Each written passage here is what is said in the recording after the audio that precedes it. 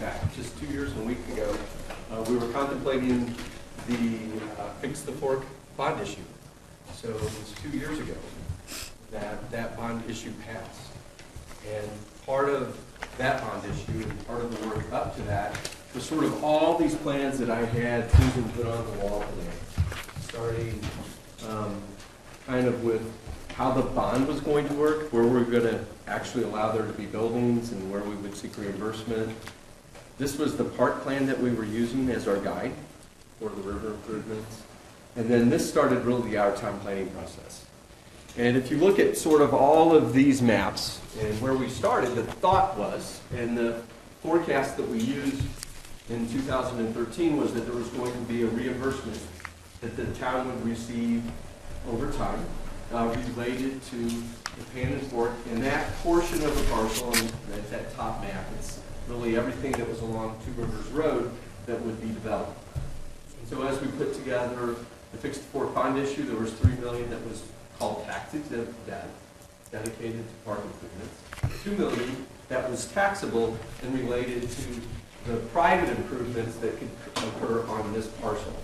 And that parcel is often called the CDC parcel, the Roaring Fork Community Development Corporation parcel, or the parcel that's next to Two River Road. It has lots of names. But CDC is typically the name that you hear it called. As we looked at the out-of-town planning process, we had people vote on 3 options. And what's interesting, option 2 actually showed a park in the middle, and really that development parcel developed. As we got into the Downtown Area Advisory Council piece, the Downtown Area Advisory Council Committee introduced the idea of the V, that there needed to be a view corridor from the downtown to the river. And then they started, in a sense, pushing development down Two River Road, closer to the RMI project at the time. That then morphed into what I would call the bigger V, and the V that the Planning Commission has adopted, which is basically half the Northern Fork CDC site available for development, and let's just call it this section in here, and half of it left to a park.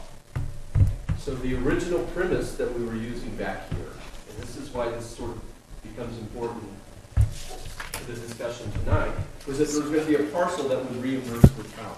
Now that reimbursement is about $2.5 million, and it's made up of a combination of river improvements that are attributable directly to that site, as well as the relocation of 18 trailers that was found on the Roaring Fork CDC site.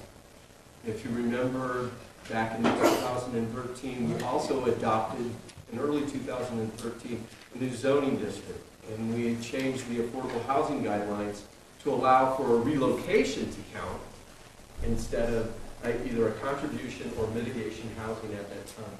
So the idea is that if there is development, it will help reclaim the town back for the trailers that were relocated from the parcel, the improvements that were made to the parcel to remove it from the floodplain, and then a portion of the cost related to the river improvements that can be apportioned back to the Roaring Fork CDC site.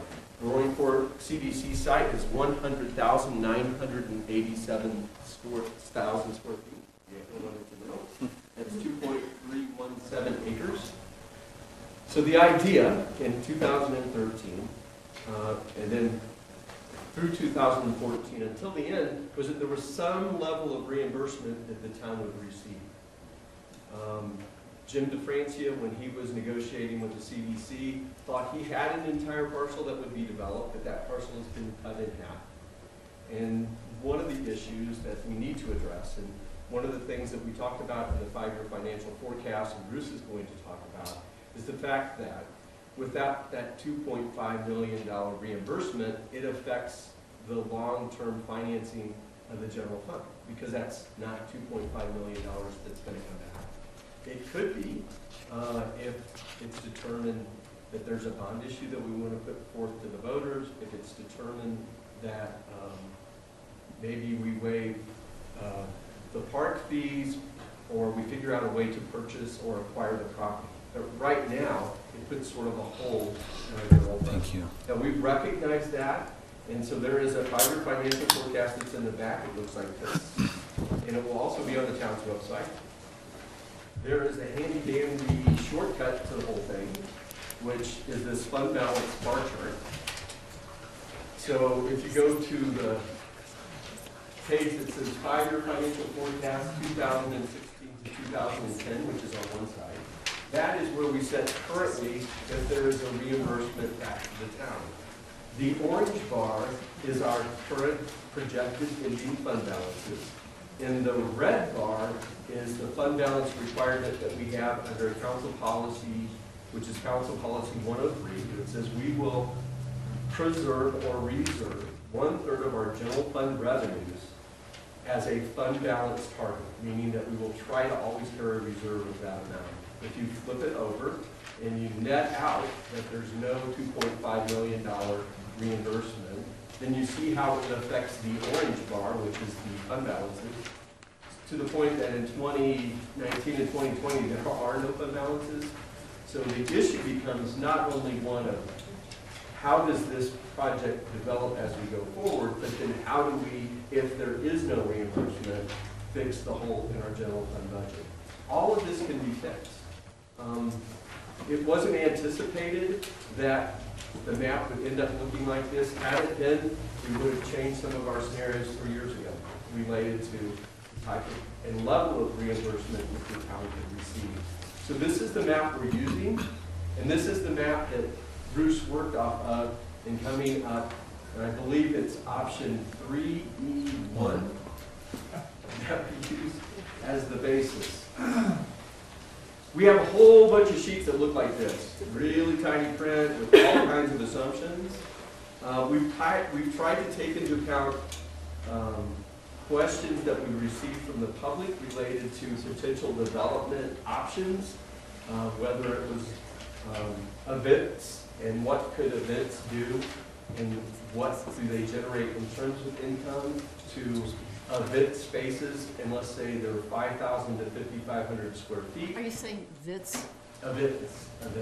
Events. You have a strange accent, sir. Yeah, it's a cool events and what they can produce. And I can do sort of the fast math on events for you, because what happens is there's I think, an assumption that events generate economic activity. And I'll just give you an example of just if we were, what we've spent to date for events in Basalt is about $113,000. And we've received about $2,500 to $5,000 in sponsorships so far. So that sort of, let's just say that's what it costs. This year? This year. This year. Taking over some of the events that the chamber had done in the past, but the chamber isn't really an event sponsoring, it's not really an event sponsoring organization as such. And so we just did some like really simple, it kind of points to there's a lot of people that want us to try to figure out the economic impact of all the different scenarios, either direct, indirect, or induced meaning that the coaster occurs in snowmass, and what does that do for Basalt? That would be an induced benefit to Basalt if there are more summer activities in snowmass, meaning that that coaster might, create another 50 people that eat in Basalt or buy groceries at the Whole Foods. So that's an induced impact from an investment made in snowmass. And so if you just take an event, and I'll just give you a very simple one. We have a 3% sales tax. We have 1% of our lodging tax, which comes back to the towns, for a total of 4%. If we were to have an event that would bring 1,000 people to town, and let's say there were 20 available hotel rooms that could be used in conjunction with the event, understanding that currently our summer months are the best months in terms of hotels and their bookings. But there's 20 rooms available. Those 20 rooms were booked, and each of those 1,000 people spent $100 in addition to their hotel room. That would generate indirect, measurable sales tax and lodging tax, $3,120. If you were to have an event person that would help you do 30 events, you might be able to pay for the event person because you're only generating $3,120 per event. There's 30 events, it's roughly $95,000 to $100,000. And so what happens is there's a feeling that those events are going to generate direct dollars and indirect dollars. Well, if you account for the hotel space and if you account for each person spending $100, that would include the kids. Let's say a family of 4 will spend $400 the day they're here plus $150 for the hotel room. You only get to $3,120. So then you look at like event spaces that people have shown examples of throughout Colorado. The one, I think Donovan Pavilion is one that I probably received the most emails on. Donovan Pavilion in Vail. It is operated by the Donovan Pavilion Management Inc. So it's a private corporation that actually manages the pavilion.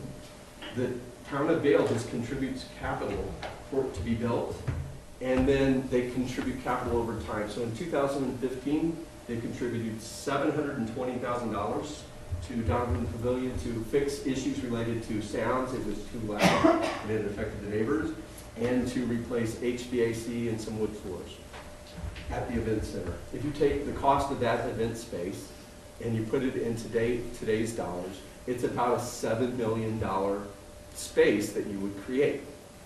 If you then take the parking that the Donovan Pavilion has, which is 136 parking spaces, and you try to figure out if we take the on-street parking and then we were to build a parking, you would need approximately 1.4 acres to build the event space and the associated parking to support it. And so when you start looking at some of these iterations of ideas, what I always come back to, this is a very small space. It can only hold so much development. The development, for the most part, has to be vertical, but the verticality has to be fitting with the rest of the downtown. It can't be out of place. And I think the one thing that you see on all of these options is the idea that it has to fit with the downtown. And it has to be appropriate to scale. The one thing that I will point out is there's a couple quotes that I want you to hopefully remember from tonight. Life is like a multiple choice question. Sometimes the choices confuse you, not the question itself. So the question has always been, why are we doing this? And the answer, depending on, it doesn't really matter what their plan is. It has to do with vitality. It has to do with making the downtown more vital. So whether it's an event space, or events, or a hotel, or condominiums, or a restaurant, the question is vitality. It's in the choices that you get the confusion. So what we've asked Bruce to do is really the second quote up there, which is the first responsibility of a leader is to define reality. So that's sort of Bruce's job. So here are 3 options. How do they look? What do they yield? Why do they look the way that they do? Are there other things that could be considered? So he's just objective. I'm just trying to figure out if I were to fit 75,000 or 30,000 or 35,000 or a park, what does it look like? What does it cost? What does it generate in direct dollars, direct costs? Because these are the things you have to put in your 5-year financial forecast. These are the things you have to start budgeting for if you choose one of these options. And the sooner you start accounting for how you're going to pay for them, the sooner you put together the financial plans to make them happen. I will tell you that Bruce and I have went back and forth on parking. The good news is we have a number of developments that have occurred in the last year in Basalt that have yielded us good numbers related to construction of condominiums, construction of hotels, construction of restaurants. There are things out there that we can go look at. I want to thank Jim, who said, here's kind of our first set of numbers, but I'm bowing out. I'm not going to get into this any further until you've had a chance to talk with your council about what the options are. He does not want to cloud any of these choices. He wants you to make the choice that you think is best and best suited for the town of Basalt. So with that, I'm going to turn it over to Bruce with only 3 other caveats. The land has to be purchased in 2 parts. If you believe that the big B is important, there's a part piece that has to be purchased. And it can't be that the developer purchases it because it doesn't yield any income related to the project. It just creates more barriers for the development, whoever the developer is. The second is there isn't an option that Bruce is going to show you that doesn't have public participation. Whether it's a park, it has public participation, and if it's 75,000 square feet, it has public participation.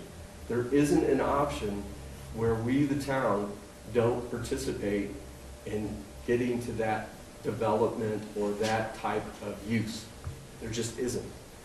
The third is we haven't drilled down into any one of these in particular. We've done lots of this stuff. And we've contemplated ways that you could pay for things.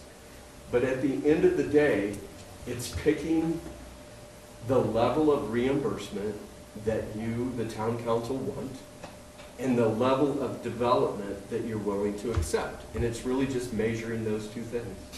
If it's all park, well, this is what it costs, and we can tell you what it costs. If it's got some development, this is what it costs. But be under no illusion, there is nothing that pays for itself now without the town participating. Thanks, Mike. Thanks, Council. It's good to be here. Bruce Kimmel with Ellers. You And like my the first, weather, right? excuse me? You like the weather? I love the weather, yeah. Capital? Just like home, yeah. My first time with your new computer setup here. So Mike did a really nice overview of what we looked at, and I'm not going to take too much time because I want to give you time to ask questions and give feedback and ideas for further analysis if you see fit to do that. But it was a fun analysis to sink our teeth into, and we appreciate the opportunity. So, and is this the clicker? No. We did. Bruce, I got a clicker. Oh, you've got it. So you'll just watch my screen and then, okay, very good. Playing This new computer system. telegraph, yeah, there you go. Pretty So what I'd like to start with is just a quick overview of how the land use planning ideas have evolved. Mike gave you an overview of that, so I won't spend too much time on that. But what was really interesting to me as the financial advisor is how it became apparent as I did this research and this analysis that we have some catching up to do in terms of the fiscal planning as it relates to the CDC parcel. I'll go into then the 3 redevelopment scenarios that we did look at with different levels of density on the western portion of the CDC parcel. I'm going to give you a few ideas on putting the town's cost and benefit equation with redevelopment into a broader financial context, and then also share some other ideas on publicly driven and privately driven redevelopment, because we've heard in recent months a lot of debate and discussion about should this be a private endeavor, should this be a public endeavor, and as someone who works with communities in quite a few places on both publicly led efforts and privately led efforts, I have some ideas that hopefully will be of use to you on that front. And then I want to just end with some options for next steps, and again, get your feedback and direction on how to go forward. Bruce, can I interrupt 1 second? Yes. I know we kicked off a little bit late, but we've also only got about an hour scheduled for this. Okay. So I'm wondering, initially, I think if we'd kicked off at 4, we were hoping to maybe have the presentation part be about 20 and have us be able to ask questions for about 40. Do you think we could, where are we really on this? I can get through this in easily 10 minutes if I go fast. If I shut up, you could go. All right, go. Please stop if you have questions along the way. Right. And you'll all have this PowerPoint too. But to my earliest point, I think what's really striking is from when the town and the CDC first announced their partnership, the idea for buying the Pan and Fork in late 2010, all the way through to really the end of last year before the DAC released its work, the redevelopment plans that informed the town's other decisions, including on financing, included redevelopment that ran the length of the CDC parcel. That wasn't to say that there weren't view corridors and other green space in there, but it really spanned the entire length of the CDC parcel. And a few of the points along the way are represented here. And then it was really in late 2014 up until today that you really started to see the land use evolve and a little bit of that disconnect start to appear as it related to the fiscal plan. As you're aware, the DAC endorsed what I'm calling the little v view plane. P&Z expanded on that to create more of the big V. And last summer, as you know, just a few months ago, you endorsed that concept of development on the western portion and open space on the eastern portion of the CDC parcel. So what's happened then is that the land use planning that's happened really in the past 12 months has effectively reduced the footprint of what we're looking at and what could generate revenues for the town going forward, as well as reimbursements up front, has really been reduced by 40 to 50%. And I'm approaching that from a value neutral perspective. As your financial advisor, I'm here to help you realize whatever priorities you choose to pursue. But it's a really striking difference in what we're looking at in terms of land use, and we have to think about how that relates to the fiscal plan. The fiscal plan that was established in 2013, you'll recall all those meetings you had in July and August of 2013 leading to the ballot question were to use post dollars, general fund cash as well, and then to issue both tax-exempt and taxable bonds for both the public use and private use that was contemplated for the Pan and Fork, and that was about $5 million.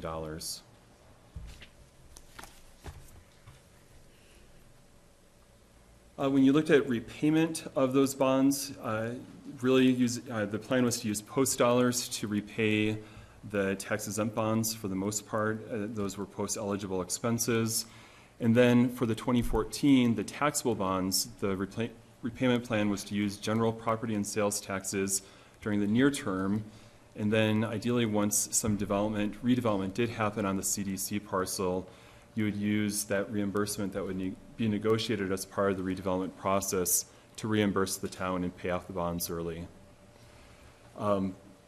Looking at the town investment in the RFCDC parcel, and you've seen these numbers before, including when we met back in April, the town has spent about $2.5 million out of the $7.5 million total on costs that are reimbursable from the CDC parcel. That's the number that Mike referenced earlier.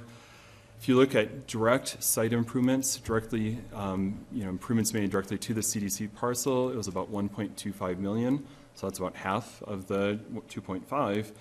And then the other 50% of the 2.5 million are agreed upon proration of river restoration and resident relocation costs. So that's the makeup of the 2.5 reimbursement that's part of the fiscal plan.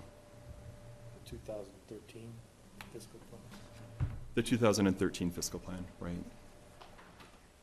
So then with that backdrop, with that background information, let's talk about the redevelopment scenarios. So as Mike mentioned, we really sought to give a high-level forecast of the town's costs and benefits, both upfront and over time, with 3 different development scenarios. This isn't based on any specific proposal.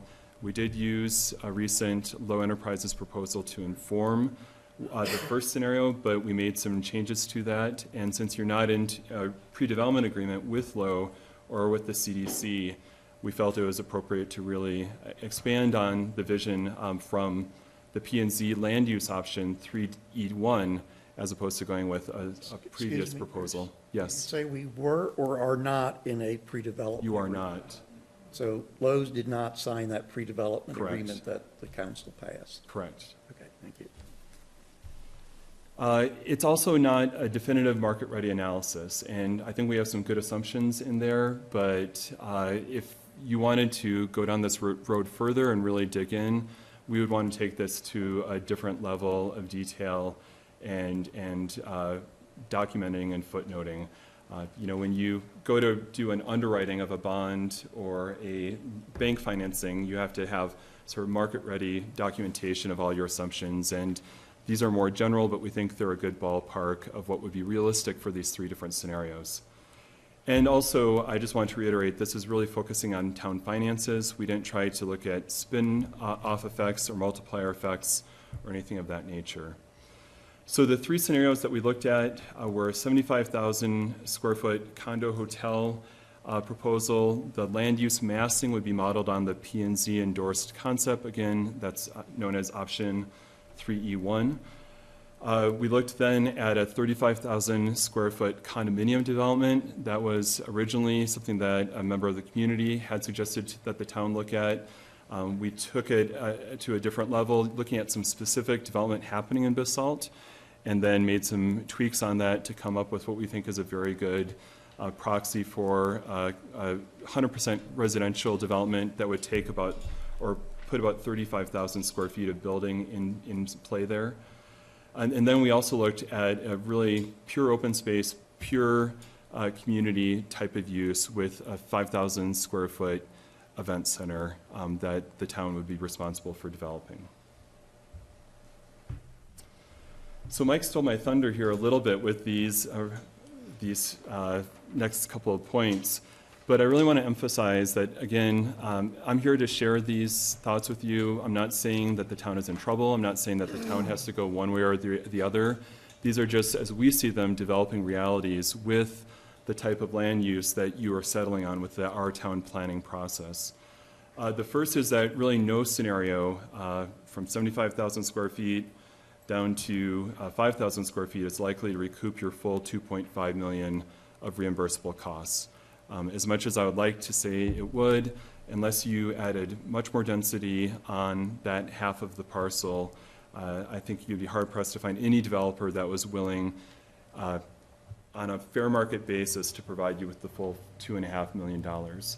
Now you can sway that, in our written report that we'll have to you talks about, you will get building permits, you will get other fees that could help make up some of that gap. You could also use TIF or another tax incentive to maybe try to negotiate more money up front in exchange for more tax incentives over time.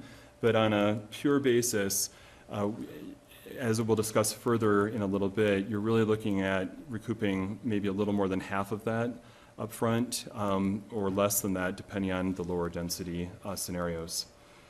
The other truth, as we see it, is that all scenarios are likely to require additional town investment. And we've outlined some of these points here. Acquiring the eastern half of the CDC parcel for public use, developing amenities, or at least the kind of green space that you want to see there, will require some dollars as well. Certainly, developing an event center will require a lot more money up front. And then there's maintenance costs, right? There's all the Parks and Rec upkeep, as well as event space upkeep that would go with operating that kind of center. And then, as Mike alluded to, we did try to factor in structured and surface parking into these scenarios, as well as accounting for at least a little bit some of the street and sidewalk improvements that would be required with this development. So really, the differences between these scenarios isn't in whether you're going to need to make some kind of an investment. It's in the amount of the investment, where those dollars come from, right? Is it from existing tax resources or incremental new resources that would be generated by development, how long you need to make that investment, and what's the overall cost-benefit equation for the town.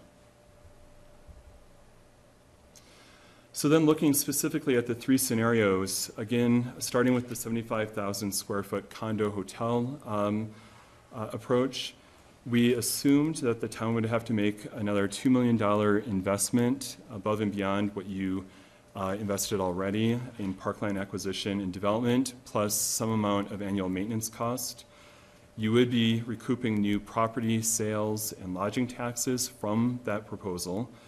And then we did assume that you would be dedicating 50% of those incremental new taxes in some form of an incentive arrangement to buy down the cost of structured parking.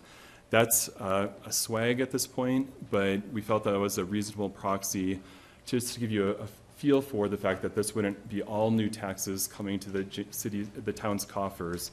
There would have to be some amount of tax sharing, most likely, to cover the extraordinary expense involved with structured parking.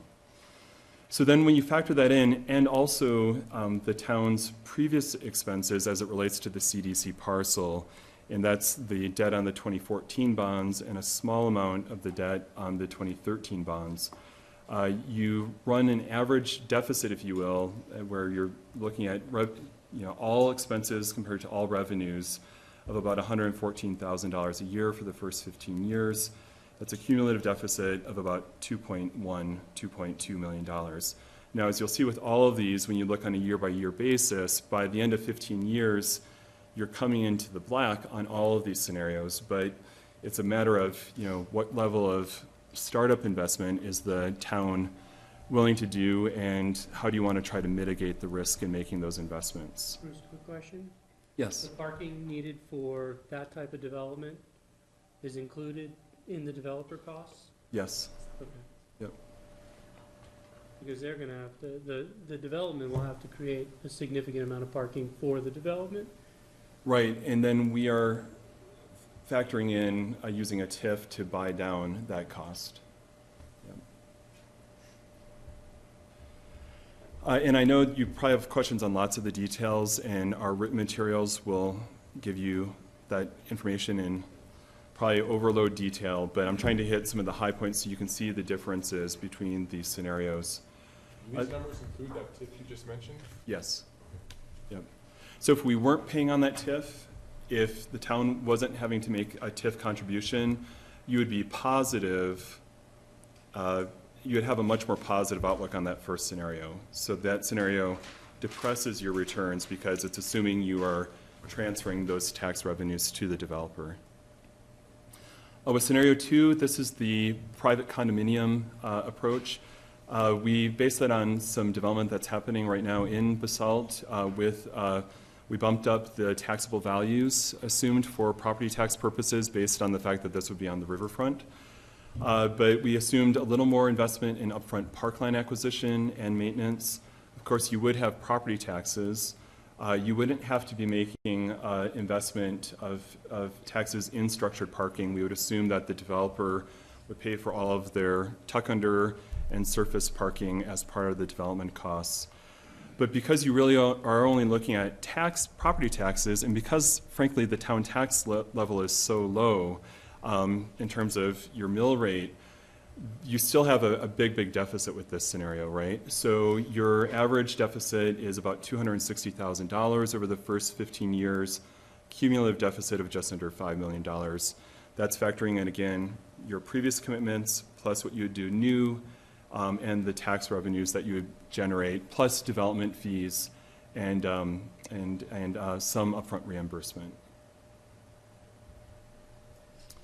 And so then the last scenario, the event center, really presents the most challenges in giving a good forecast because of the wide range of development and operating costs that we see. Also market demand, pricing for events, pricing for food and catering and other services, and what kind of arrangements you would have for capturing profits off of that, as well as future competition from other providers in this area. But we took a look at a number of different scenarios, and frankly, I think I came up with a somewhat optimistic scenario here. I don't feel like this is overly conservative. We assumed a $7.5 million investment in parkland acquisition and the event center. Plus, we made assumptions for operations and maintenance. We assumed no new property taxes, as this would be a publicly owned building, but we did assume sales taxes. We assumed that there would have to be some nominal expense at least, or really investment in surface parking as part of the parcel development costs. And with all those costs, because of that upfront expense in developing the event center, you're looking at an annual deficit of about $526,000 over the first 15 years and a cumulative deficit of just under $10 million. So if you look at on the annual deficits and surpluses on a year-by-year basis, you can see the trend line runs as such. The blue bar is the 75,000 square foot condo hotel. You can see the initial spike with both the reimbursement of town costs as well as building permit fees. And then you can see how it goes negative after that spike because you're still paying debt service on both your existing debt as well as new park debt. But then you can see you get pretty close to even and then positive over the last 3 years of this 15-year time horizon. The red bar is the 35,000 square foot scenario, smaller amount of initial spike with reimbursements and development fees, a little bit more of a deficit, and then it gets to roughly the same point, a little bit lower as the larger scenario.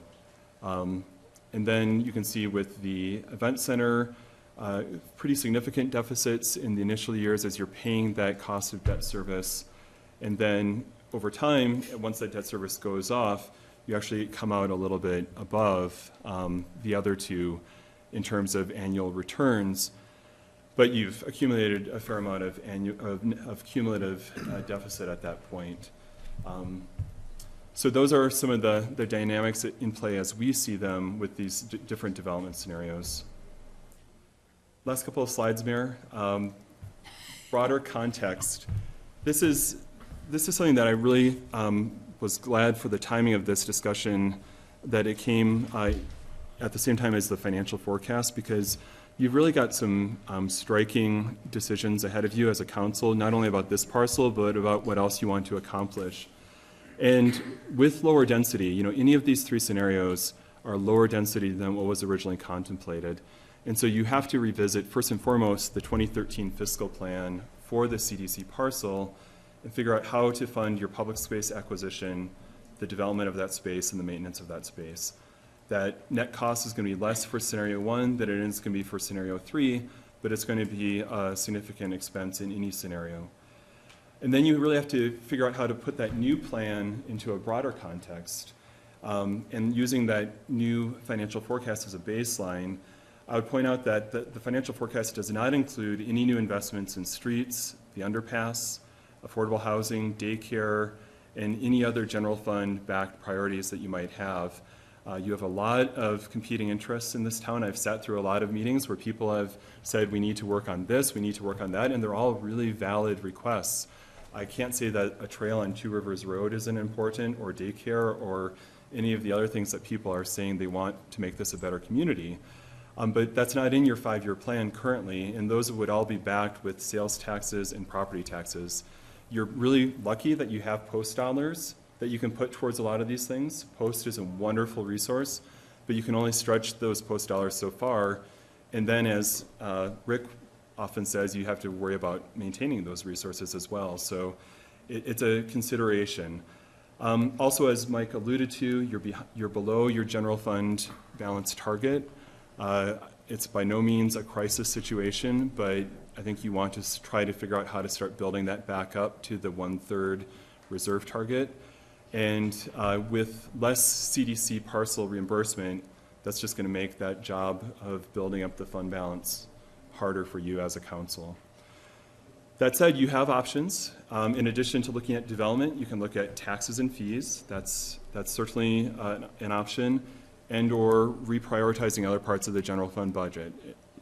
Just because you have this forecast doesn't mean you can't change the trend lines in some other areas of your budget. So then finally, and this is something that I feel really strongly about from my experience on other public and private projects. I've heard a lot of people talking about, well, this needs to stay public. Well, no, we need to have private use on this. And I think that that kind of focus and rhetoric is really misleading, because the private sector can deliver public goods and the public sector can deliver private goods. I work on many, many affordable housing projects that public sector entities take on.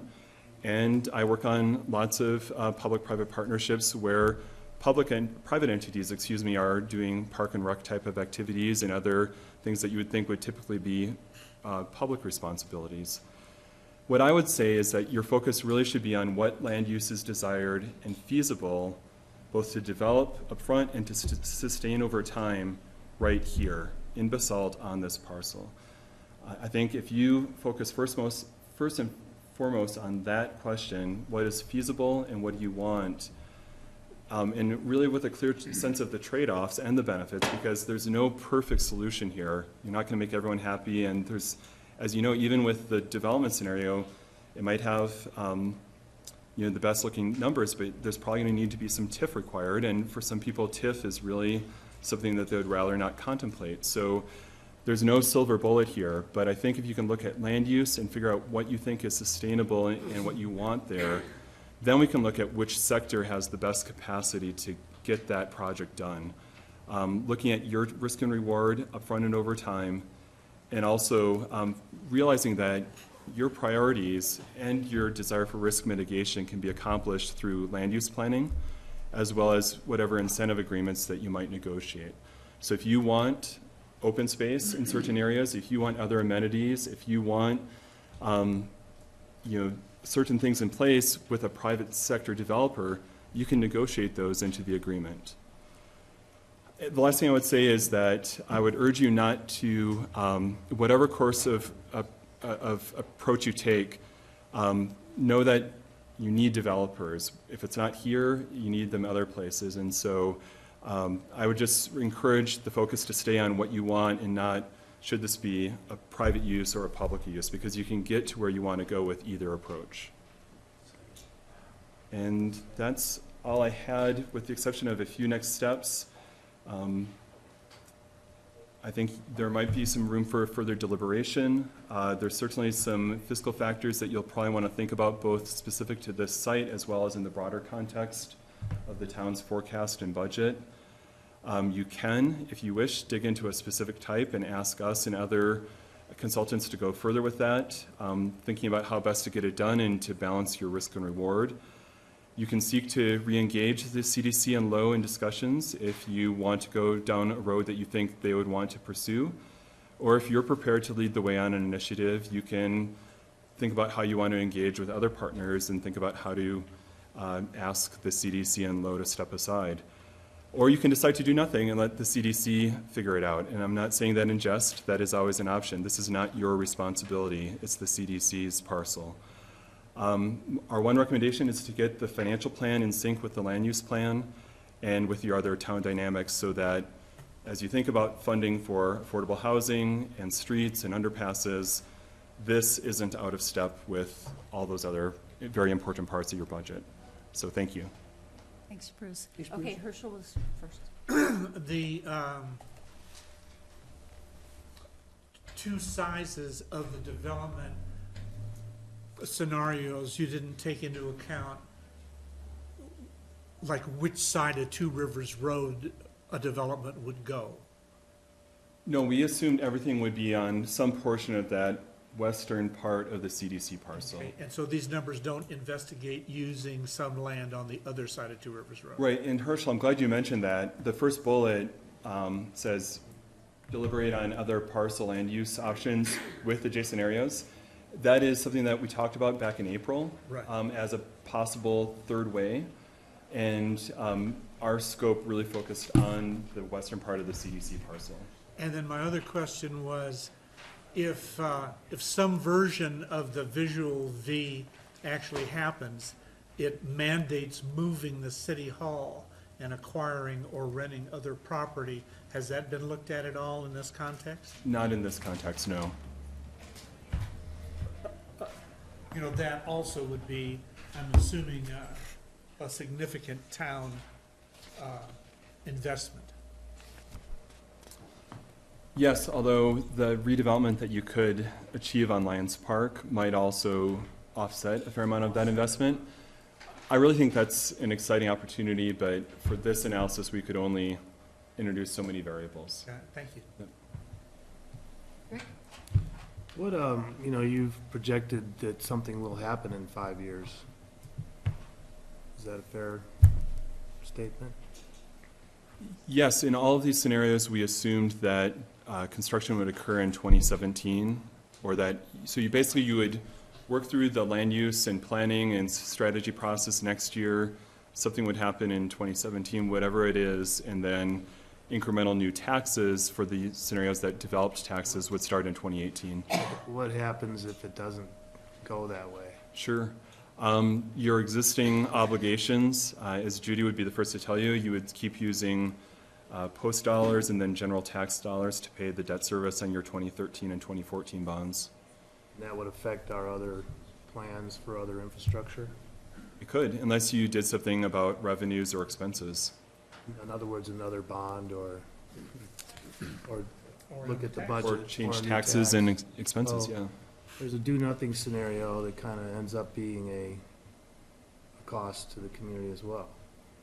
To get the other things we've talked about, affordable housing, underpass, connectivity to trails, improvements to Two Rivers Road, all those other things that are, kind of lined up behind this scenario. Okay, what happens, the TIF would make it, I assume, more affordable. In other words, if we went with the 35,000 square feet of condos with no TIF and no public subsidy, what would the cost of a townhome be versus, would it double? Would it be 40% more? Let's say it's So- $1 million with a TIF and a public participation with CDC to buy that land back and start that process, and then, we came in and we did 35,000 free market, square feet of free market real estate. What would that look like? Would it be 2 million, 3 million? I mean, It would be less affordable than if we had TIF and all the other stuff in place from the end user? well, for the end user, it would be less affordable, yes, because the loss of that tax incentive would make that cost higher. And so what we were assuming based on our analysis of the numbers is that the developer would say they can't take on the risk without some cost mitigation on the structured parking. But yeah, if they could charge the higher purchase price per square foot per unit, that's how they would have to make it up, is in that direction. Is this all in your report? Yes. Okay. Because it's so hard to make assumptions It based is, on what and I don't realize I know. didn't even get into what our assumptions were on the specific amount of the redevelopment or the reimbursement in permits and fees. That's all in the number zone. We can call out those key variables, especially to show you how the three scenarios differ from each other.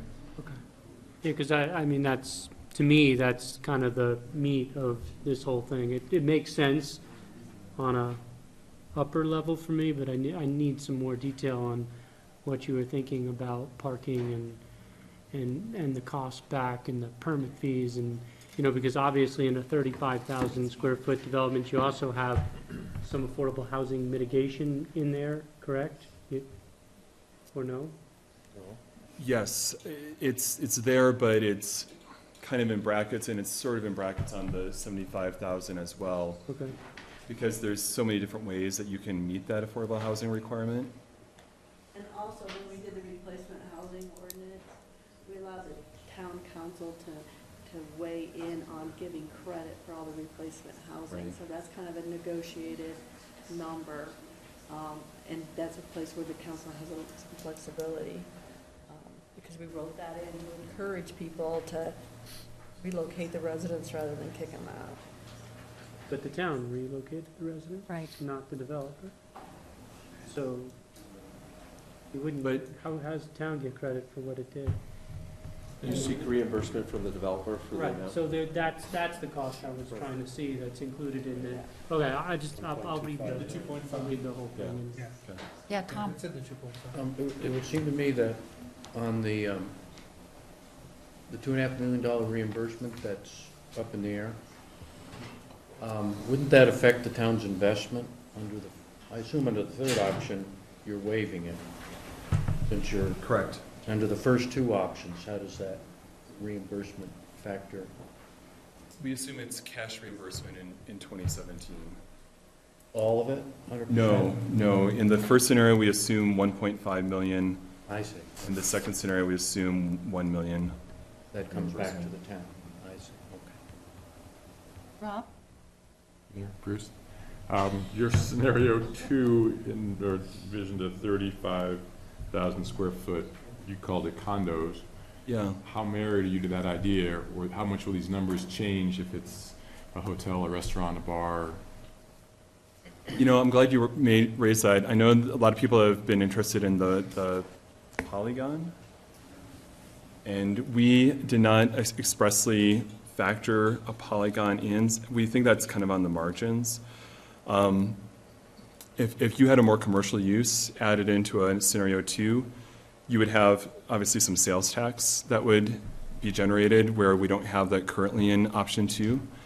I think you'd have to look at exactly what that would look like with a combination of residential and commercial and see if that's really something from a land use perspective that you think makes sense. How about condo versus hotel? Well, the first scenario is a condo hotel approach where people are buying these units and then opting into renting them through a hotel-like format. And with that, you do get, property taxes, sales tax, and lodging tax. With condos, you just get the property tax. So that's one of the biggest differences, in addition to the square footage difference, is that that hotel option is a pretty significant driver of revenues. Bernie? Yeah, but Rob, I'm not sure I answered your question. So the question is, if you called a condo at 35,000 square feet, where's a condo hotel? How much does that change your numbers? Well, we could run that scenario. I think the concern we had about a condo hotel that was only 35,000 square feet is the number of keys that would be involved and whether a developer would find that viable to do with the costs associated with this site. That's kind of the question I want answered, Okay. as you make a list of questions for us. Bernie, then Rick?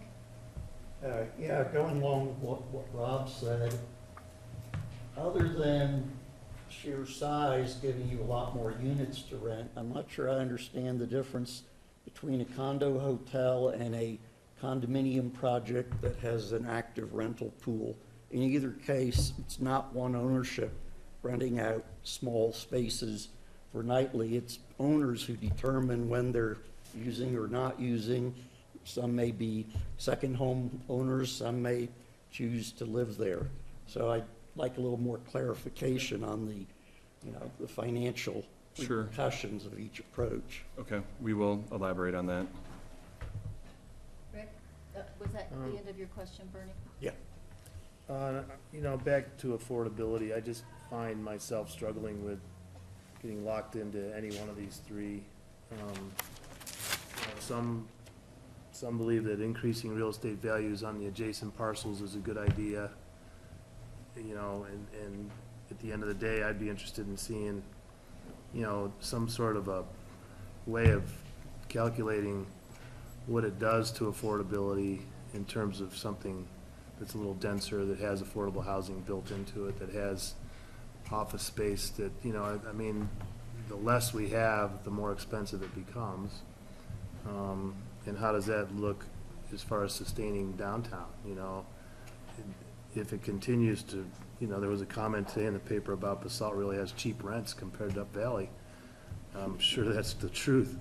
But are we setting ourselves up for a very expensive downtown core that, turns out to be not attainable by the people that want to come here and open a business or a store or buy a small affordable unit or a free market rental? I mean, is there a way to calculate that?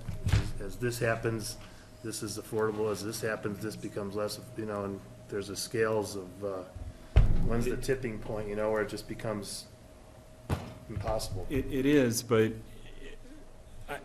we're verging on needing to get into a lot more layers of details to get in. I think you're asking a really crucial question, and we can certainly, there's no reason why we had to just stop at 75,000, and we can look at different, configurations that might yield more return and therefore allow for more affordable housing as part of the mix. I guess we just need direction on, what you're wanting us to look at and how you see this fitting into your bigger deliberations on how to move forward. We can certainly work on the things that we're comfortable analyzing. We can certainly engage with other folks that might have more economic analysis and market research expertise. There's things that we can do. I guess it's just a question of how does this council want to move forward? And right now you're not talking with any developers. That's one option, or if you feel strongly about going in a different direction, I think your staff would say that we're all ready to, take that direction and help you pursue that. Bruce, I'm going to say thank you because we do have a contingent from Sure. elsewhere that's waiting to meet with us, but I think we're all at somewhat of a disadvantage because maybe some of the questions we're asking were in the report, the more dense things. And I was pleased that you said at the end of this whole thing is that decide what you want, if it's viable, and whether you want it to be built by the public sector, the private sector, or a combination thereof, because there are other visions floating around out there other than these. So for whoever said, I hope we're not married to this, this is not even what this is about. This was about picking, you know, large, medium, small, public versus private kind of look at this thing, and I don't think it's necessarily what any of us would have actually looked at, but it gives us an idea. I think we get the report, we can talk about it further, and I really appreciate you working so hard on this. Thanks for the opportunity. Thanks so much. Thanks, everybody. Thanks, Bruce. Good stuff. Okay, our next group is a meeting with Pickens County Commissioners.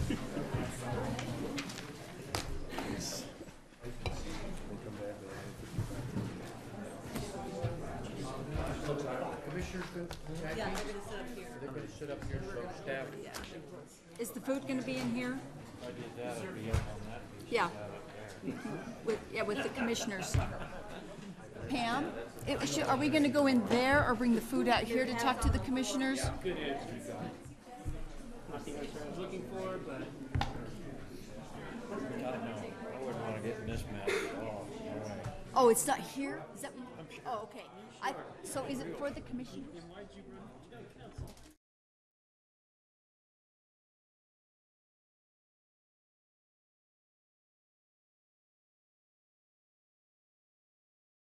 I got a thumbs up, so we're on. We are on. I'm glad you guys could come, and I know that probably our managers put our agenda together, but it's pretty obvious what we're talking about, right? 3 major things that we talk about almost every time we get together. But the first one is the Basalt Avenue underpass, and I'm going to let Mike talk about that. Basalt Avenue Underpass, a project that started at $3.1 million and has grown to the precious number of $8 million. We've gotten over $2 million in CDOT funding, $750,000 from the elected officials Transportation Committee Council. The town has committed $2.5 million, requesting to Eagle County for an additional $500,000, which leaves us somewhere around $1 million to $1.5 million shortfall. And I think the thing that we see is there is a pending application for an affordable housing project. And if you've just driven this intersection in the morning, especially in the morning, but also at night and when school lets out, it just doesn't, it's starting not to work at all. And to think that we would introduce more housing into an intersection that doesn't work is concerning. And then we have another proposal for affordable housing or inclusionary housing from a developer across from the high school, the old continuing care retirement center facility, which is somewhere in the neighborhood of 100 to 140 units, which is a mixture of apartments, row homes, and single-family homes. So the idea is if that has to be sort of the number one on our list as we go forward, because a lot of our potential affordable housing is really tied to that intersection. Think of the Stubby's parcel, that's the Real America parcel that's on the north side of 82, and the idea was putting affordable housing there limits the need for cars so that people can use RAFTA because the RAFTA stops right there. But again, if the people continue to cross in the morning, if you've ever been there, the people, when they hit the button and they cross from one direction, by the time the next group gets over, you can't make a right turn going up valley. And as Tom Smith will attest to, If he could attest. if he was here, he would tell you it took him 10 minutes to get out of the Big Oak parking lot just on the few lane to get over, to get to the intersection. And that took him 15 minutes to navigate this morning, which was, I don't know, 250, 300 feet. So I don't know what you guys have, if you talk about this, or if it's just us talking about it, but. Do you guys have a transportation impact fee to develop funding for these sort of things on any of your commercial or residential development? No. So Well, you, everything in the south side is paid at pedestrian connection fee. Well, You need to be on the mic, the grassroots. I'm getting the signals from the back of the room. thank you. okay. I was just wondering if you had a transportation impact fee, and we've heard from Susan that the south side did.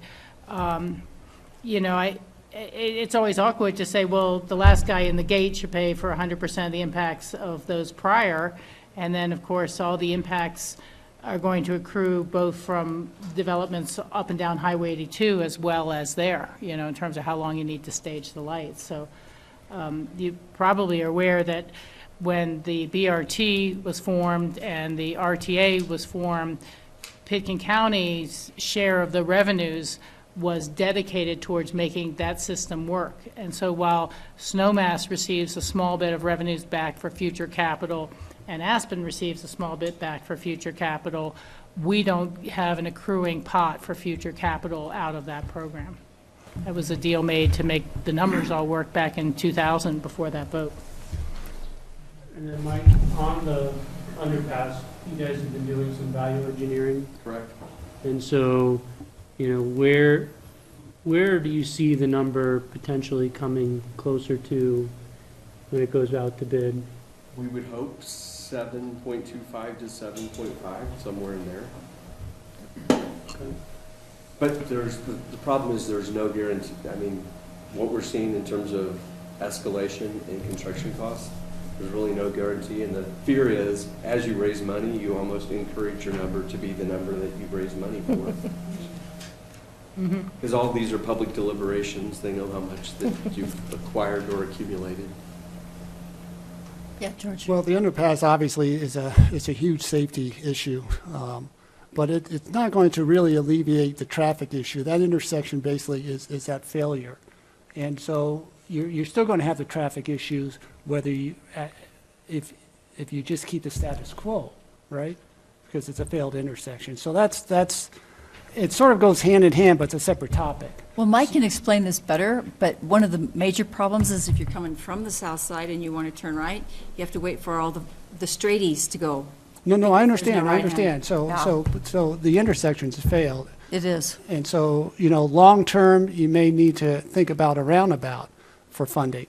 But in terms of funding for the underpass, I would do a couple things. One, I would up the request to Eagle County right off the bat.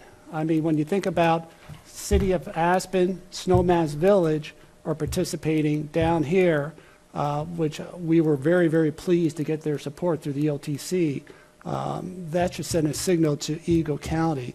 And the second thing is when we had a shortfall with our underpass, we were constantly in touch with, at that time, Joe Elson with CDOT, because monies do show up when other projects don't come online, and all of a sudden there's money that's found that's sitting there, but it's something you have to be constantly in touch with.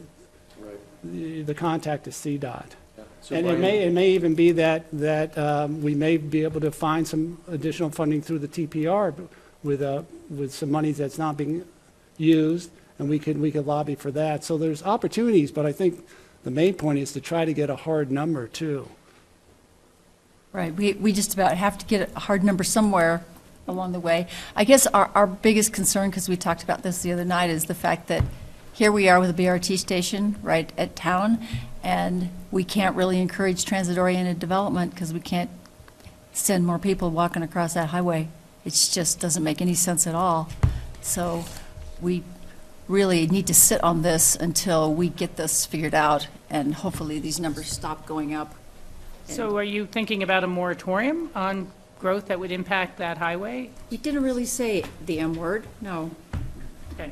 I'm just kind of wondering what not accepting applications mean, or how do you Well, in proceed? reality, we have to accept applications. I mean, you have to do that, so. Unless you have a moratorium. Unless you put a moratorium. Right.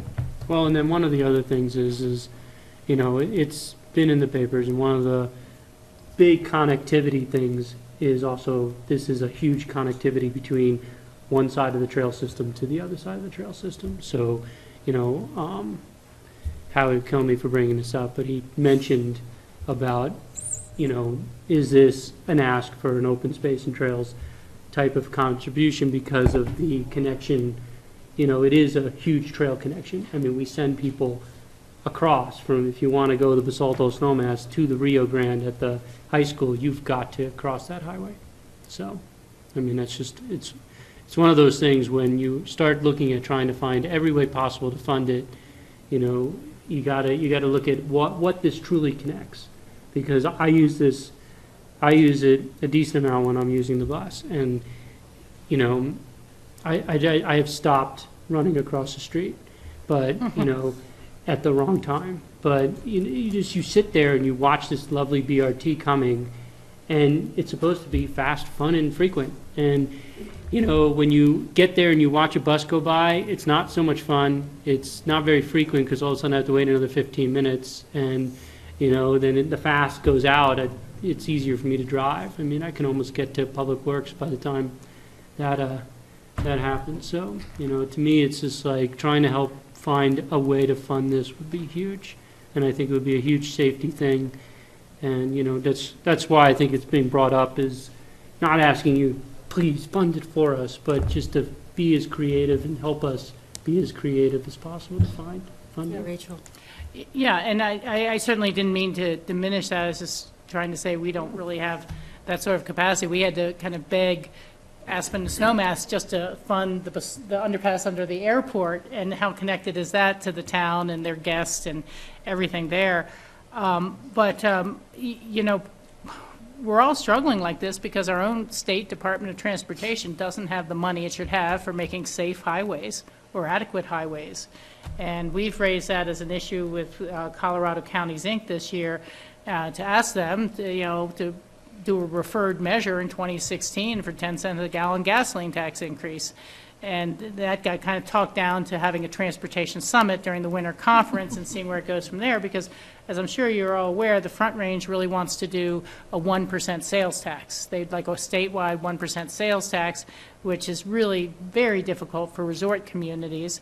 And you'll later have the argument, well, we raise 80% of the money on the Front Range, we're going to spend 80% of the dollars there. Right. But they are going to try to keep advancing that issue. And then Clear is hosting a transportation summit on November 19th coming up. So there seems to be some momentum coming forward by parties, whether it's the price of gasoline being so low or people acknowledging their projects are 40 years off in the TPR regions, limited funding.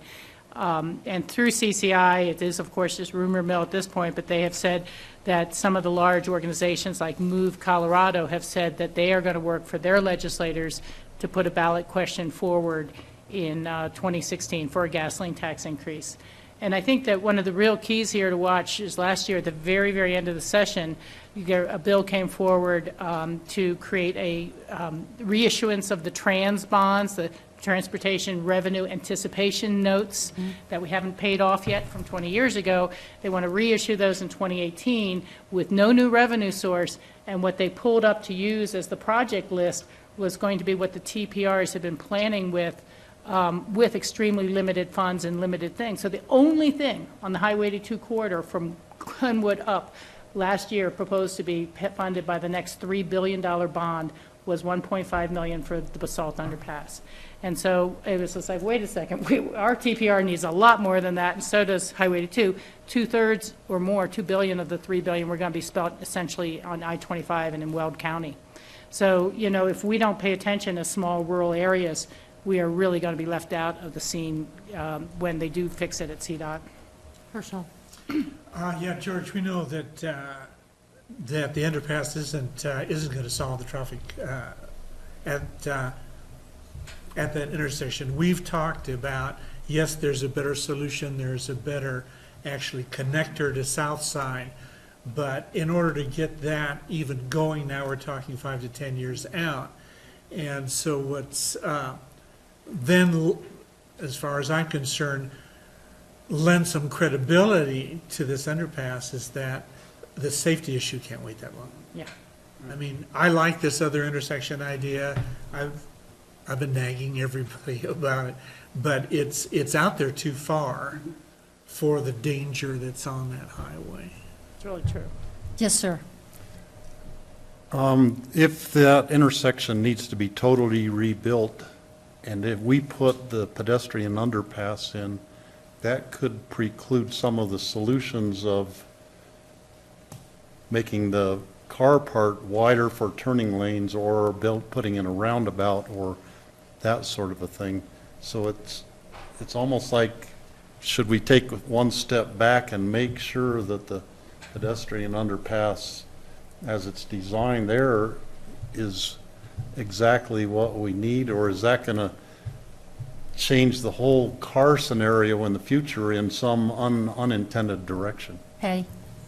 On a personal note, I was working at Mountain Greenway using that intersection. I was working at the Emporium using that intersection day and night, summer, winter. My daughter uses it twice a day, going to the Hobby Farm preschool. It's a very serious, dangerous intersection. I think the priority at hand is fixing that and having all of us sitting at this table work to find creative funding solutions, thinking out of the box. And I don't think we want to understand the concerns about any future development in Southside, but we also have housing needs. So do we shoot one horse in the foot and shoot them both in the foot at the same time? I don't know. But I think that we need to work together on this. We're not going to solve the transportation issues on a statewide level, the funding. What we need to do is protect public safety and get that underpass in ASAP before the construction costs even go higher. Thanks, Patty. Should we move on? Because I know. Just one quick comment. I agree with what you said, Herschel, that transportation is a long-term solution. Yeah. The underpass, it is the right place because it's right at the BRT stops. That's where it needs to go.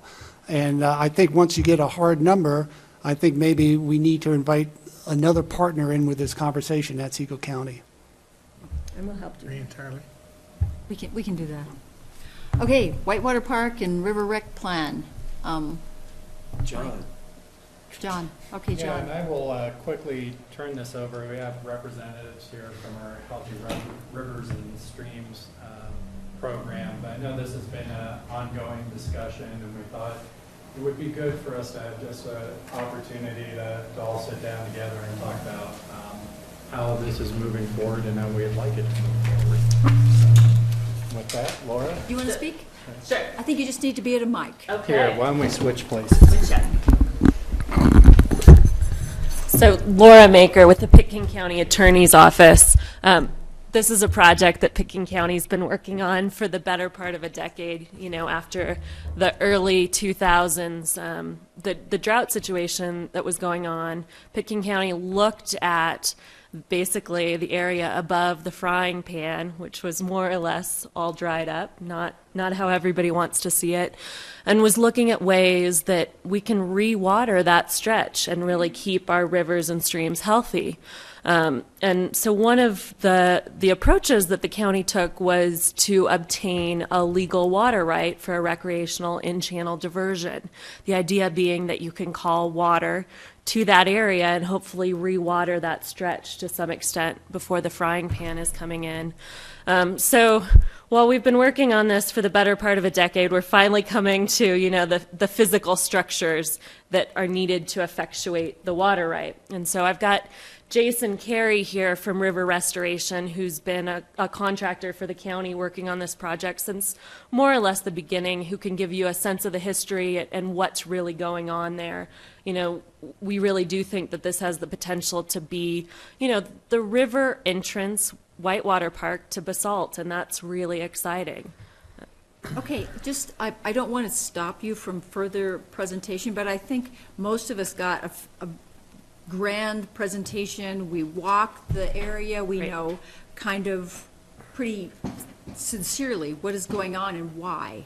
Great. Why Well, that's Jason's going just on. here as a resource then. Okay, so I just think that one of the issues that some of us had was that it was kind of short notice at the beginning, but then it turned out because of trout fishery stuff that this is going to be put out there a little ways and give us plenty of time to do the kind of public process and design work that really needs to be done. And I've talked to George about this a little bit too, because I see him like every day, that needs really the assistance of professionals who do park planning and public process and all those good things, because we're not at all concerned that we don't need this. We definitely support it, the whole idea of it. We just, well, especially me, I haven't heard too much from these guys, but when I went out there and stood and looked at the situation there with the narrow road and rush hour traffic and no way to get down to the river, and really, right there? You know, so I think we understand that, and I think we're on the path of putting together the best plan for not only that piece, but potentially downtown, which I think would be the greatest asset to us, is to have the put in down there and have further play in downtown Basalt. Jackie, can I make a comment? Yeah. It's my understanding that you very wisely suggested having 2-3 public meetings, which I think is a great idea.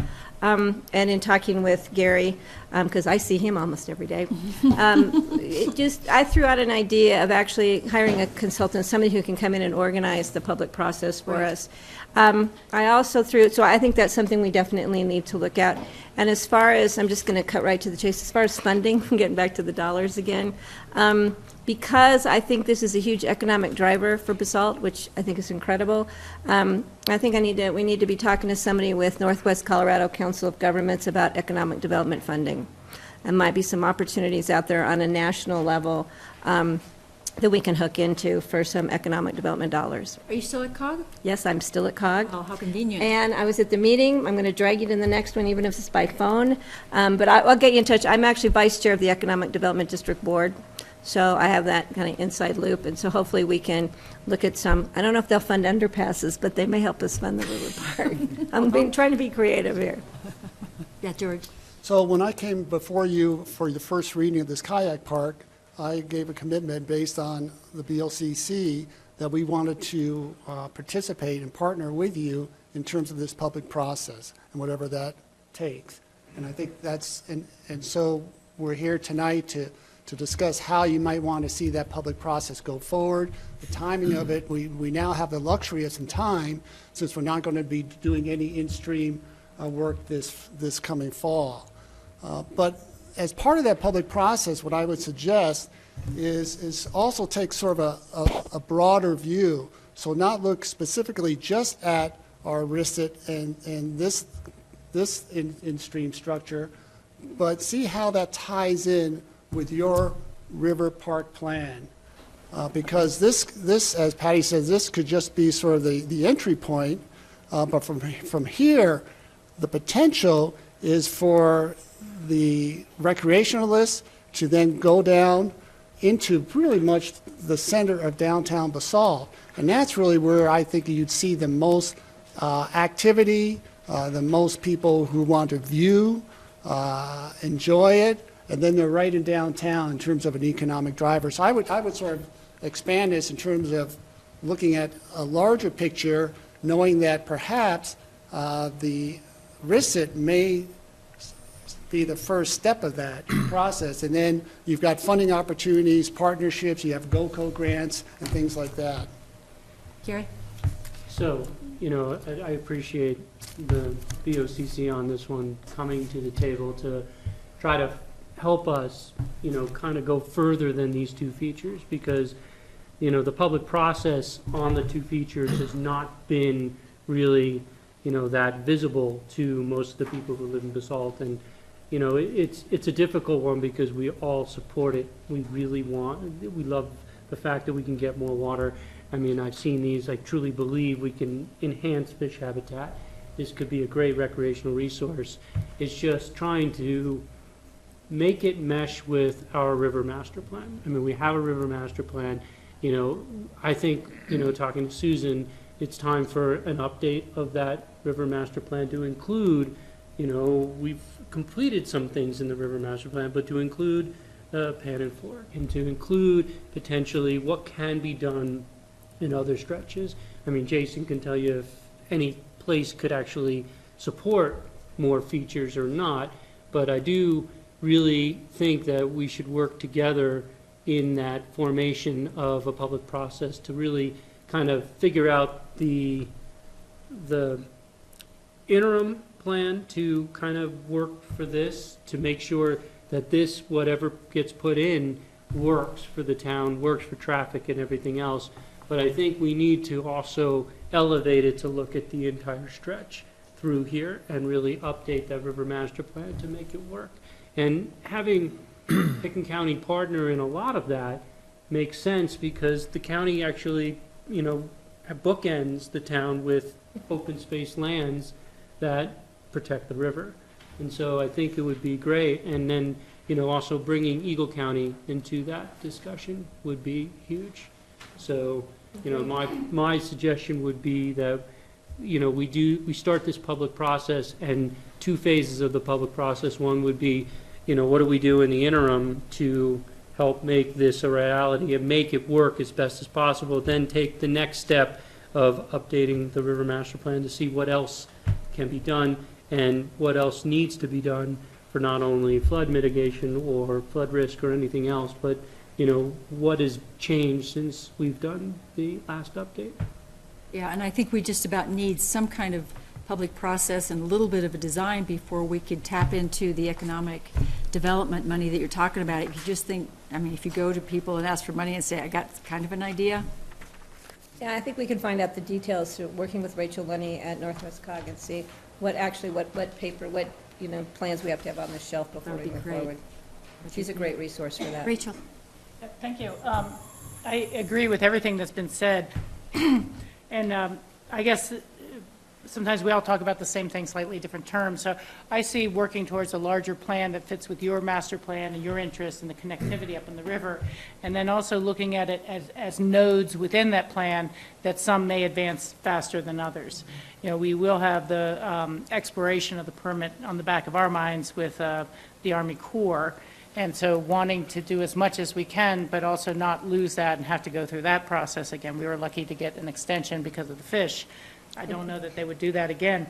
But yeah, I, pardon me, fully realize that it's a lot more than putting the structures in the river to call the water, when the safety issues are about crossing the road and where people will park. And we've dealt with enough problems of our own where people park on the side of the road just because there seems to be a Forest Service amenity on the other side of the road, and go talk to Lanedo about parking problems. And so we don't want to create or have parking problems here with you. But I really just can't. The other thing I have said is that I believe we really need to keep an eye on the various grant cycles of GOCO, so that we would be in a position when we did apply before, there was both uncertainty and maybe unease at the state because they were working on the state water plan about funding additional water parks, and we had not yet received the RISD. And you guys may know through your staff or other avenues that the state water plan should be adopted by the governor after it lands on his desk in December. And that has a component which they call no regrets, low regrets, generated from the Front Range. They get no regrets, we get the low regrets. And that portion is that they really are saying they don't want any more RISDs at all, anything that would inhibit future water development. They don't want any wild and scenic designations, they don't want any more endangered animals, and they don't want any more recreational and channel diversions. So pushing forward with that, when we started it, we just kind of made it before the gate closed. And we also had to actually, sacrifice significantly what we wanted out of that originally. So for most of the ones or any ones they're doing forward, they're saying, yes, you can have this much flow, but it's subject to another 20,000 acre feet worth of development that will get to come first. Even though you have this date in the priority system, they're making these carve-outs and kind of inventing law. So I think it is really important to hold on to what we got and exercise it. And this spring was a great example. When we had the Grizzly Reservoir, all those fly fishermen took them over to the frying pan. But when we get into the area where all the contract water out of Rudai is called for and they're trying to deliver it in August and September, we're going to see flows too high to fish in there. Now, they say they'll try to keep it down, but at the end of the day, those rights are going to stack, and we're not there yet. But they have been sold to people who will eventually be calling them all at the same time, all when they need them, and that's stacked. Those are comments we made heavily opposing during the 10.825 water and the contract sales with Rudai. But all we've gotten is, well, once we've sold it and they call it, it's their water, we'll try to help you out. No guarantees whatsoever. So it's going to be important during those times that your anglers who've come here can fish the fish the Roaring Fork. and that they won't cancel their vacation because they can't get in the water on the frying pan. It's the two rivers. We're not going to tell them that they can't get in the water. Yeah, well, but you're the town of the two rivers, and so taking care of both of them is so important. So that's all I really want to say, is I want to take care of the public safety issues in such a way, but know that we want to create a base that each new enhancement is going along a given plan that we all know and we've decided, and we wouldn't open until there's that basic level of safety and the amenities that are necessary to have it be successfully functioning. Right. But as Patty's pointed out, there's grants that way once we get a little further design, and I'm fully committed. We know, or at least I know, I think everyone knows how much you guys have on your plates right now, how many very, very different issues and concerns from Ace Lane all the way up to the land surrounding us, and don't want to throw it all onto you to do, or don't want to supersede your efforts and your involvement, and just have a real partnership. On that note, Let's get on with it. Yeah, kind of. We need to pick this conversation up in about 20 seconds, because we do have food here. We have kids coming in at 6 o'clock. If we're going to get the food, I think we should take a roundabout, and then we'll go with Rick's question. So shall we head in there and grab some food and bring it back here so we can keep talking? Rick, we won't forget you, we promise. We won't forget Our you. mouths full. We Well, won't it's pretty forget. mind-numbing so far, so I'm surprised I'll remember it for the next 10 minutes.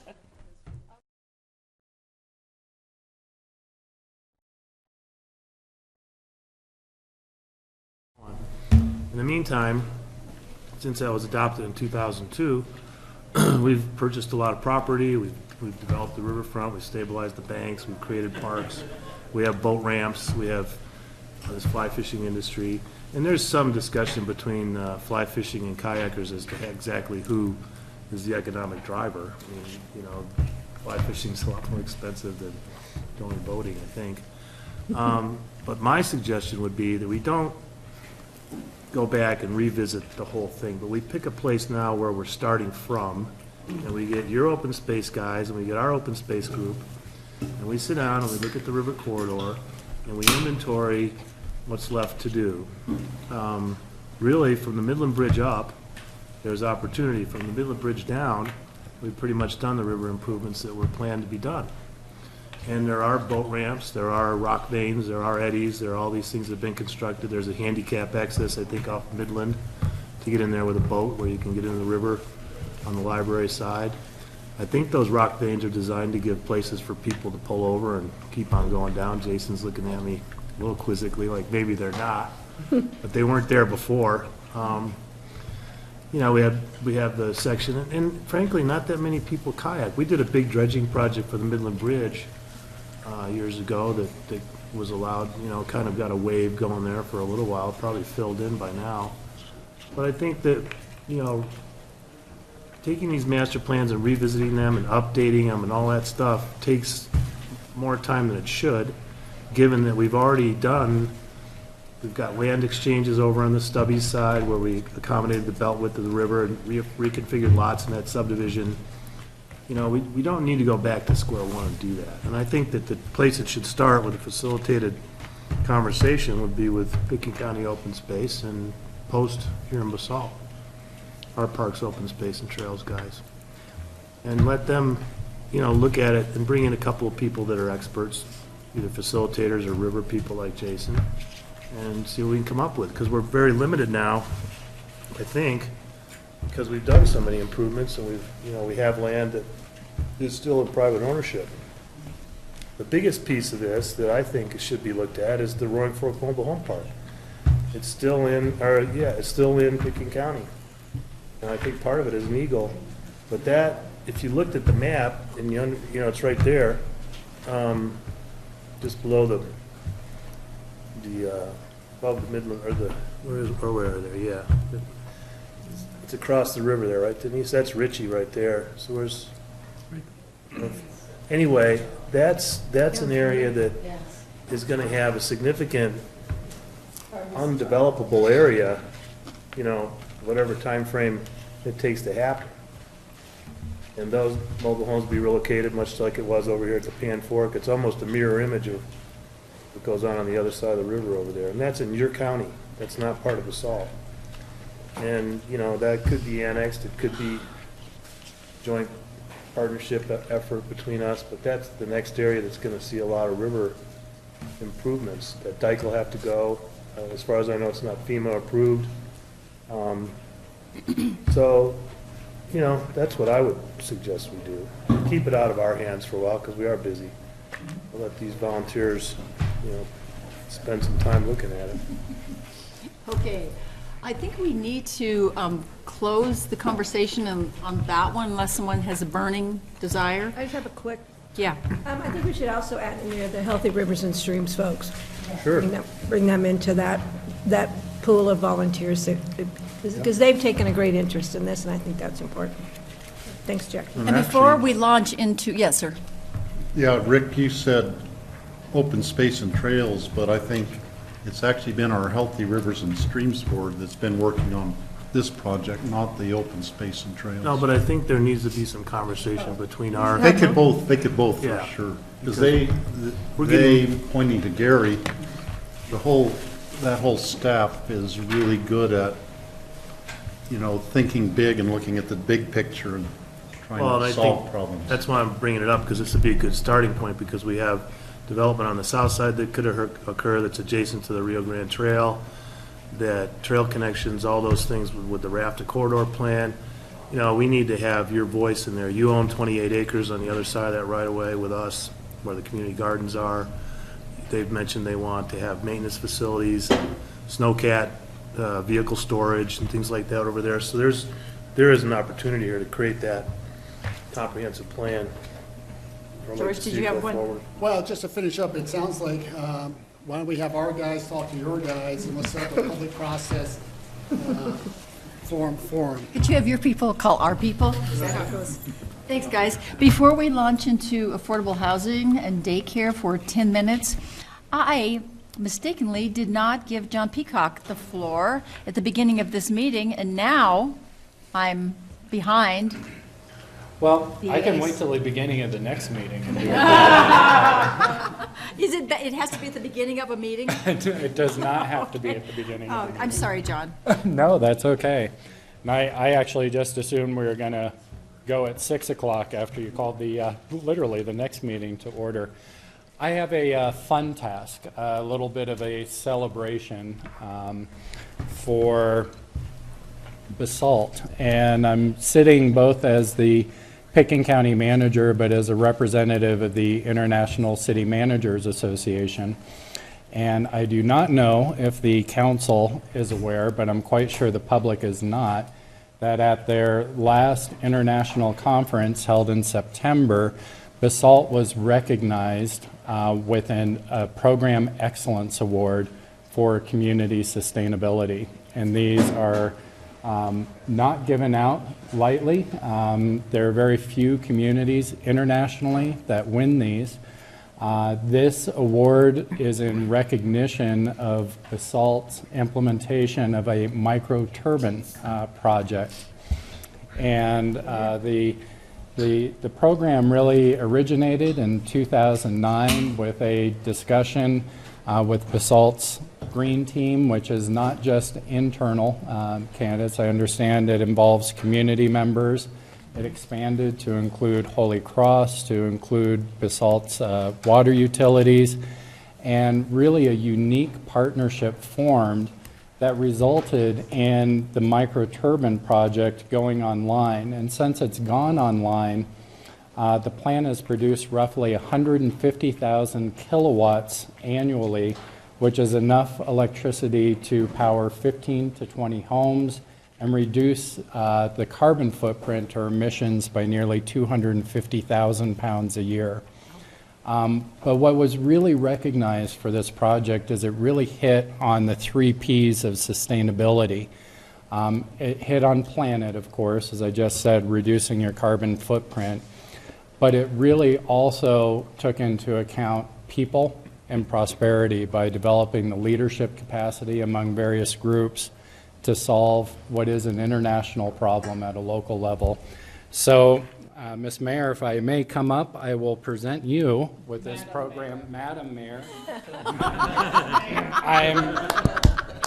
Where'd you Really, find Rachel, you him? didn't I have to love point it. it out. I love it. Present you and the town council with this Program Excellence Award from ICMA. Thank you.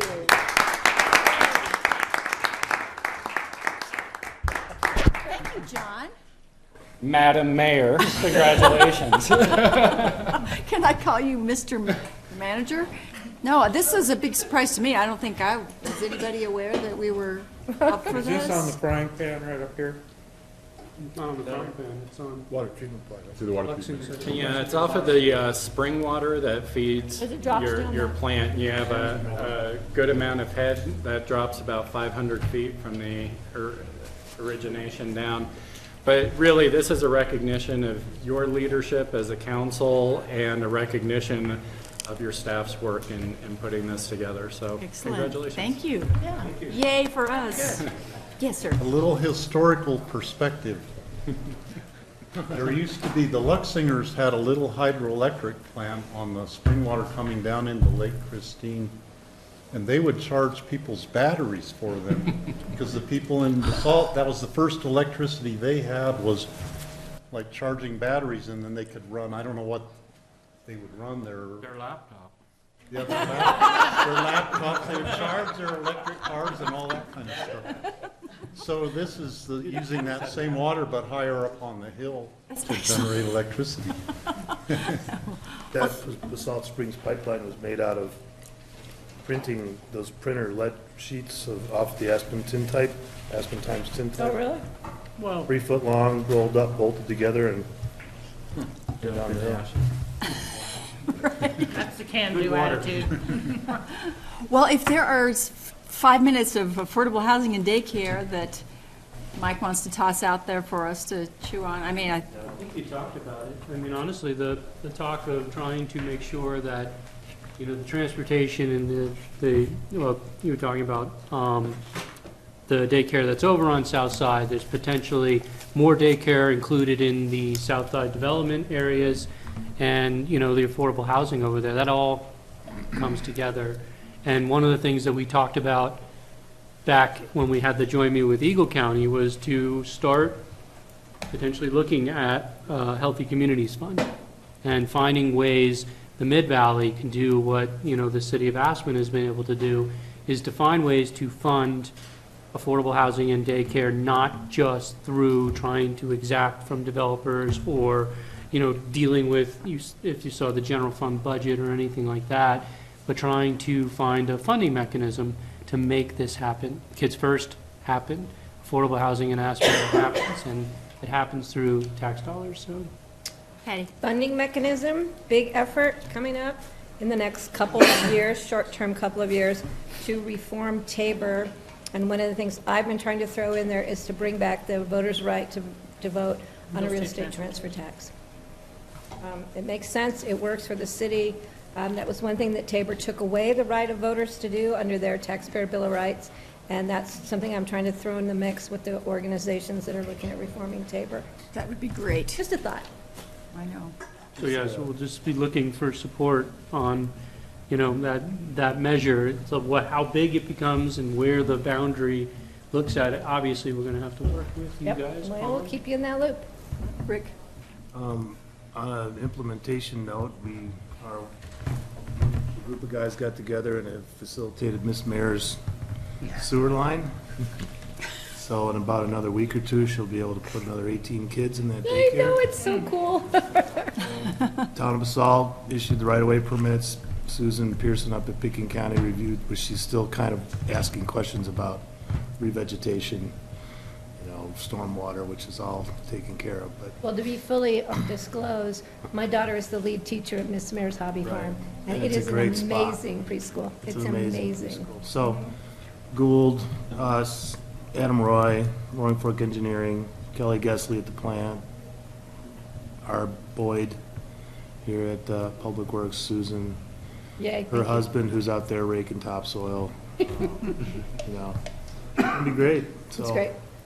if we can, even on a small scale, accomplish those kinds of things, the funding will come, but if we can continue to work Yeah. like that together, we'll get some stuff built. Amazing little We need to program. And Patty, I hear elevate that and a get little that. bit more childcare is Well, we're going on to be a in order. mission to do it, not there's more childcare in order coming from the be Clapper needed. household. Yes, congratulations. So we gotta get those babies out there in daycare. Well, I want to press on that, because, I mean, honestly, you know, it's one of those things where it's such an issue, and if you talk to the daycare providers in this area, they're going to fill those spots like that.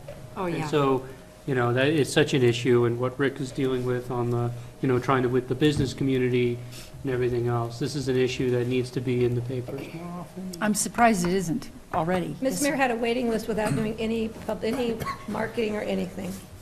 Steve, One of the things that was going to be at the CCRC was the daycare center. Right. Is that still a requirement for when a development happens there? is it the same application, basically? It was, Okay. this was the Stotts Mill. The CCRC was different. The Stotts Mill had a daycare facility in it, and so, you know, let's see, that was, because I was on council when we approved that, and that was a critical component. If you're having all this affordable housing being put there, you need Yeah, it. it'd be great if Eagle County would throw that into some of their upcoming development applications. Right. Yes, it is.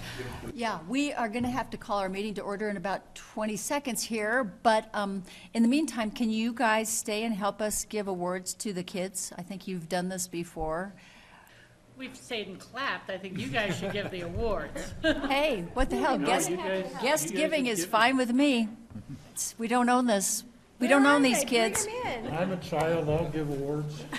Okay, so I guess we need Pam in order to, She's right behind me. oh, okay. Eek, Pam is gone, help. Back to her.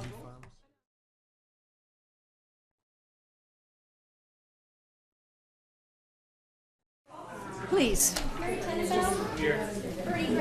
Here. Here. Here. Mark Kittle. Here. Jackie Vincent. Here, thank you. Okay, we are going to skip over our normal preliminary items and go directly to our awards for the kids. I just want to say a thank you to Grassroots for broadcasting our meetings live and for rebroadcasting. You can go to www.grassrootstv.org, search for Basalt, and you'll find us. And also a reminder that tomorrow is Coffee with the Mayor. That's me, and it will be at Saxy's tomorrow at 8 a.m., and that's downtown Basalt.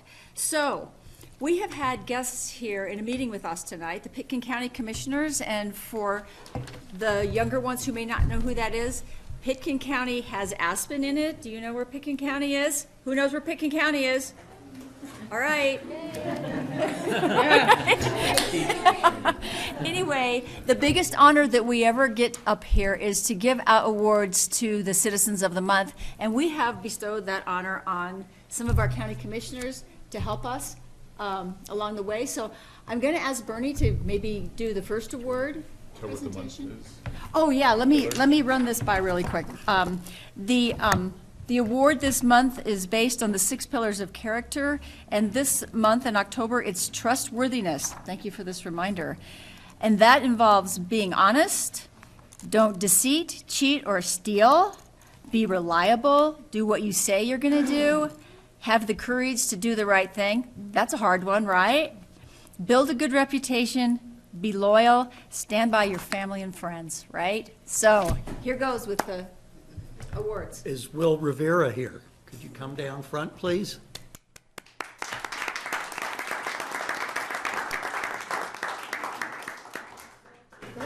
We opened a little hole for you to come in. Okay. Will Rivera possesses an intrinsic sense of honesty and trustworthiness. He loves life and learning and is willing to engage in all activities necessary to pursue learning and helping others. Peter Mueller, Principal. Well,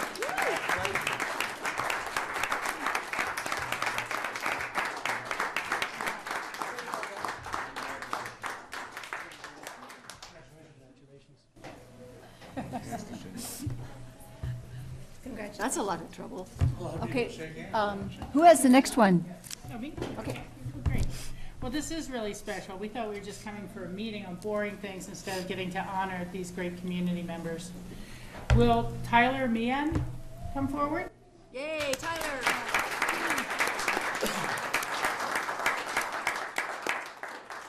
This certificate of achievement is being granted with the following description.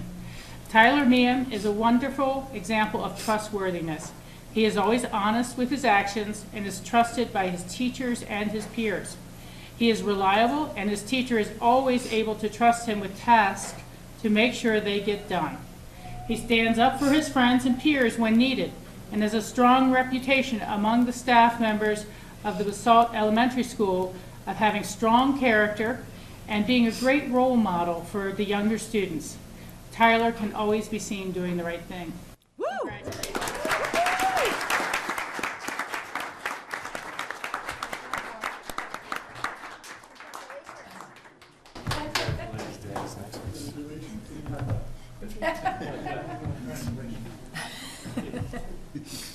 Good job, Tyler.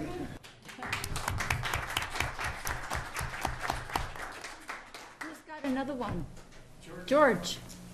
Let's see, and the winner is Jennifer Vasquez Pineda. Jennifer.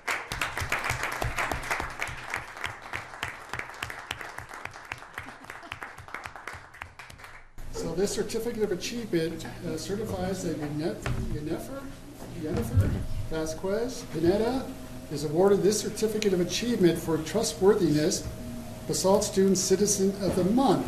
And because honesty, integrity, trustworthiness, Jennifer Vasquez Pineda, Jennifer was recently taking a quiz and ended up with a quiz key by mistake. But she immediately brought it to me, not me, Peter Mueller, to show me that it wasn't right. Signed, Peter Mueller, the principal. Yay.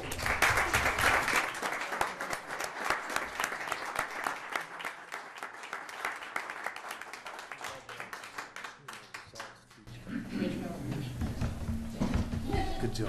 Good job. I have a certificate for Kayla Rodriguez. Oh, bummer. Not here? We'll save it for.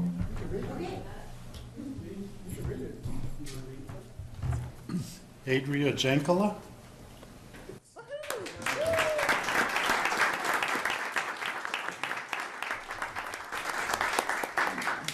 Now, I have to say a little something first. I used to take a lot of the Jankola kids on my school bus when I was school bus driving. So, There's a lot of them. I know there's a lot, Yeah, so but it were must they have all been your brothers and trustworthy? sisters. Adria Jankola, trustworthiness is an excellent attribute for a person to have. A student that can be trusted will have the ability to succeed in many avenues in life. Adria Jankola is an extremely trustworthy person. Her teachers can trust her to do a myriad on tasks no matter how big or small. Adria is honest, reliable, and has the courage to stand up for what is right, even in the face of adversity. Congratulations.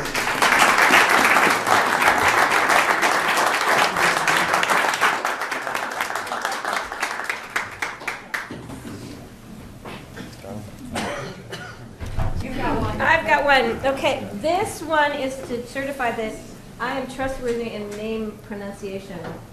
Ubaldo Boguerin Guerrero?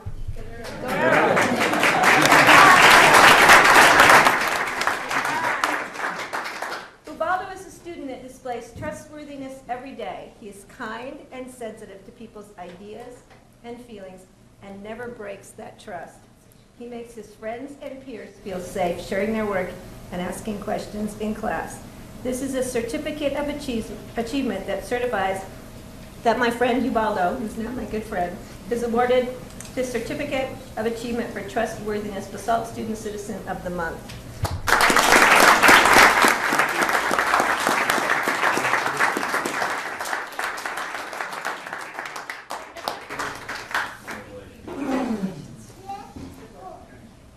Is that all we have? Good job. Did we do? Okay, just so everybody knows, there's a photo opportunity in the hallway, and the people who won these awards also get swim passes for the summer.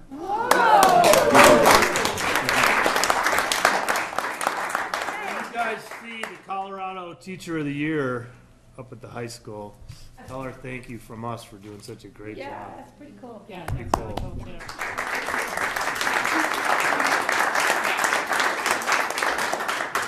So if you want to go in the hall, there's a photog plan out there. Thank you. Thank you.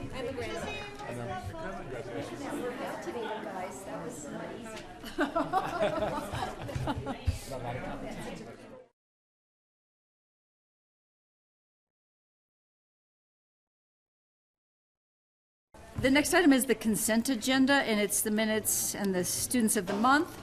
Do we have a motion? I move we approve the consent agenda. Second. All in favor? Aye. Gary said aye. We're going to say Gary said aye. Okay, the next one is council comments, reports, and disclosures. And I will just jump in here really quick to follow up with what Rick started with.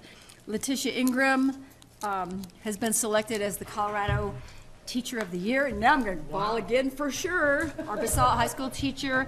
And if you see her on the street, as Rick said, or I posted on Facebook all day congratulating her, and she probably thinks I'm stalking her at this point, but she is quite the hero, and I can't believe that Basalt has the teacher of the Colorado Teacher of the Year. That's awesome. Colorado, the whole state.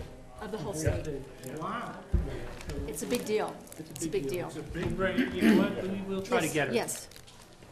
Well, Along those lines, as we are honoring our outstanding students, everyone be aware that November 7th is the Taste of Basalt, put on by the Basalt Education Foundation. It's the primary fundraiser for the Education Foundation at the Roaring Fork Club. Again, November 7th from 6 to 11, and it will sell out, so buy your tickets early online. sure you did. Saturday the 7th. The second thing, Jackie, for you guys, I'm on the core board. We currently give them $5,000 a year from Basalt, which is half of what Snowmass gives and a third of what Glenwood Springs gives. They would like us to increase our contribution. They can be really helpful with the library, with some energy-saving things. As we do our downtown energy inventory, they can be very helpful. So I'm hoping that we'll consider upping our support of CORE. Sounds like a budget chat, for sure. Thanks, Rob. Do they take our rent fees now? No, that's actually, when we talk about our sustainability regulations, it's something that we'll have to discuss. It might make sense for them to oversee that program. Yes, Gary. I will say it again, until November, until, when is election day? But Third, I think. it's November 3rd, but, you know, everyone should have their ballot now, and on your ballot, there is an initiative called 3B, and it's a bond for the schools. And with all the kids in this room, in the future of our community, I hope everyone can really think hard about voting for this. It is a bond, it's gonna increase your taxes, but it's going to what is probably the biggest generator of great communities is good schools. So I really hope that people will vote for 3B. There's a ton of information on the website. It's bondtogether.org. And, you know, I think there's a lot of people going around talking to people. And so, you know, it's getting close. And I won't have another chance to say this, so everyone's happy. The reality is it's a time for us to bond together as a community of Basalt and Carbondale and Glenwood to really come together and fund our public schools. So hopefully everyone gets their ballots. Hopefully you all voted already. Just tell me you did. And, you know, we get together and you get your neighbors to vote. So thank you. And just to follow up real quickly on that, yeah, we want you to vote yes on that. For those who think this is just a touchy-feely issue about kids and education, it is totally not about kids and education, totally. It's really about our businesses and our ability to stay economically viable, because when anybody comes into a community, I know this, when you start moving into a different community for a job or whatever, the first thing you're going to ask is, what is the conditions? How are the schools rated? And if you do not have highly rated schools, you do not come here if you have kids. So I think that is one thing that has not been really emphasized enough, is this is not just about kids and education. This is about the viability of our economics in this community. So if you have friends who haven't voted yet and are on the line saying this is a lot of money or there's a lot of things in this question, remind them that the businesses are really supportive of this. So anyway, we won't get to do this to you again. Done. Yes. I'd just like to read from an email I just got from the Early Child Care Coalition and the Basalt Eligible group, especially concerning the development that could happen in the Mid-Valley. It says here that the Eagle County Roaring Fork Valley area already has a critical shortfall of quality early education facilities. In fact, some analysis indicates that this region has the greatest child care supply-demand imbalance of our entire Parachute to Aspen region. As one example, the Blue Lake Preschool adjacent to Elgibel currently serves approximately 150 children and has 179 families on its waiting list. We just completed a study that showed about 104 children on waiting lists in the valley that are of the lowest economic scale, and looked at a pro forma to construct an 8,000 square foot child care center or a 10,000 square foot child center using public-private kind of partnerships. And we think we can get it done for about $300 a square foot. So that's in works. You know, the local community will shoulder most of the load of these human, education, governmental, environmental costs and impacts, which Jackie's talking about. Numerous studies have confirmed the link between quality education and success in school, employment, and other opportunities. So this is real. This is now being backed up by real data, by real numbers, by real statistics. And, you know, it is definitely one of the more critical, in fact, the word crisis was used at our last roundtable. So, you know, I think that Basalt is being recognized now as one of the leaders in the valley to try to get some of this stuff implemented, which, you know, I think is an awfully good thing. And I think we have more opportunities to do it here in Eagle County and Pickens County than there are elsewhere. So I just want to echo what Jackie said, but there's a tremendous force behind this right now. And I think you'll see the conditions improve, and we'll get more and more daycare established. But it takes action, not words. Thanks. Anybody else? Okay. Our next item is an engineer's report from SGM, Louis Meyer, and I know he's here. How are you, Louis? Good evening. Thanks for coming. Good report. Well, I should thank Pam for that, for making sure I was on time this month with getting the report. She hammers me all the time, too. So. Good evening, and I'll be very brief because I think the detail was in your packet, but there's a few things I'd like to bring up. One relative to the floodplain issue, and not to be repetitive, but we did have a conference call with CDOT and Town of Basalt staff and myself and their contractor, and we're within a few days of having the letter of map revision submitted to the CWCB and FEMA. And the reason that I think it's important to keep this in front of you is it has fairly large land use and legal implications, because the floodway will be eliminated to a significant swath of land on the south side and will open that land up to different land use opportunities. We would like to talk to town staff about being out in front of that, and I think there's some things we can do with the flood damage prevention ordinance that you have to make sure that it's current, it's up to date, and it addresses the specific issues of the town of Basalt. But that's kind of an update on where that stands. I have a quick question. Yes. Did you have more to say? Oh. Okay. I got my eyebrows raised on this. The Roaring Fork Rivers is being proposed by the CDPHE as listed on the Clean Water Act Section 303D list as an impaired stream because of temperatures. Yes. I really don't, can you talk about that just a little bit, why that happens and what can be done about it? Well, the reason I put that in the packet was because it's a very underreported issue and not many people know about it.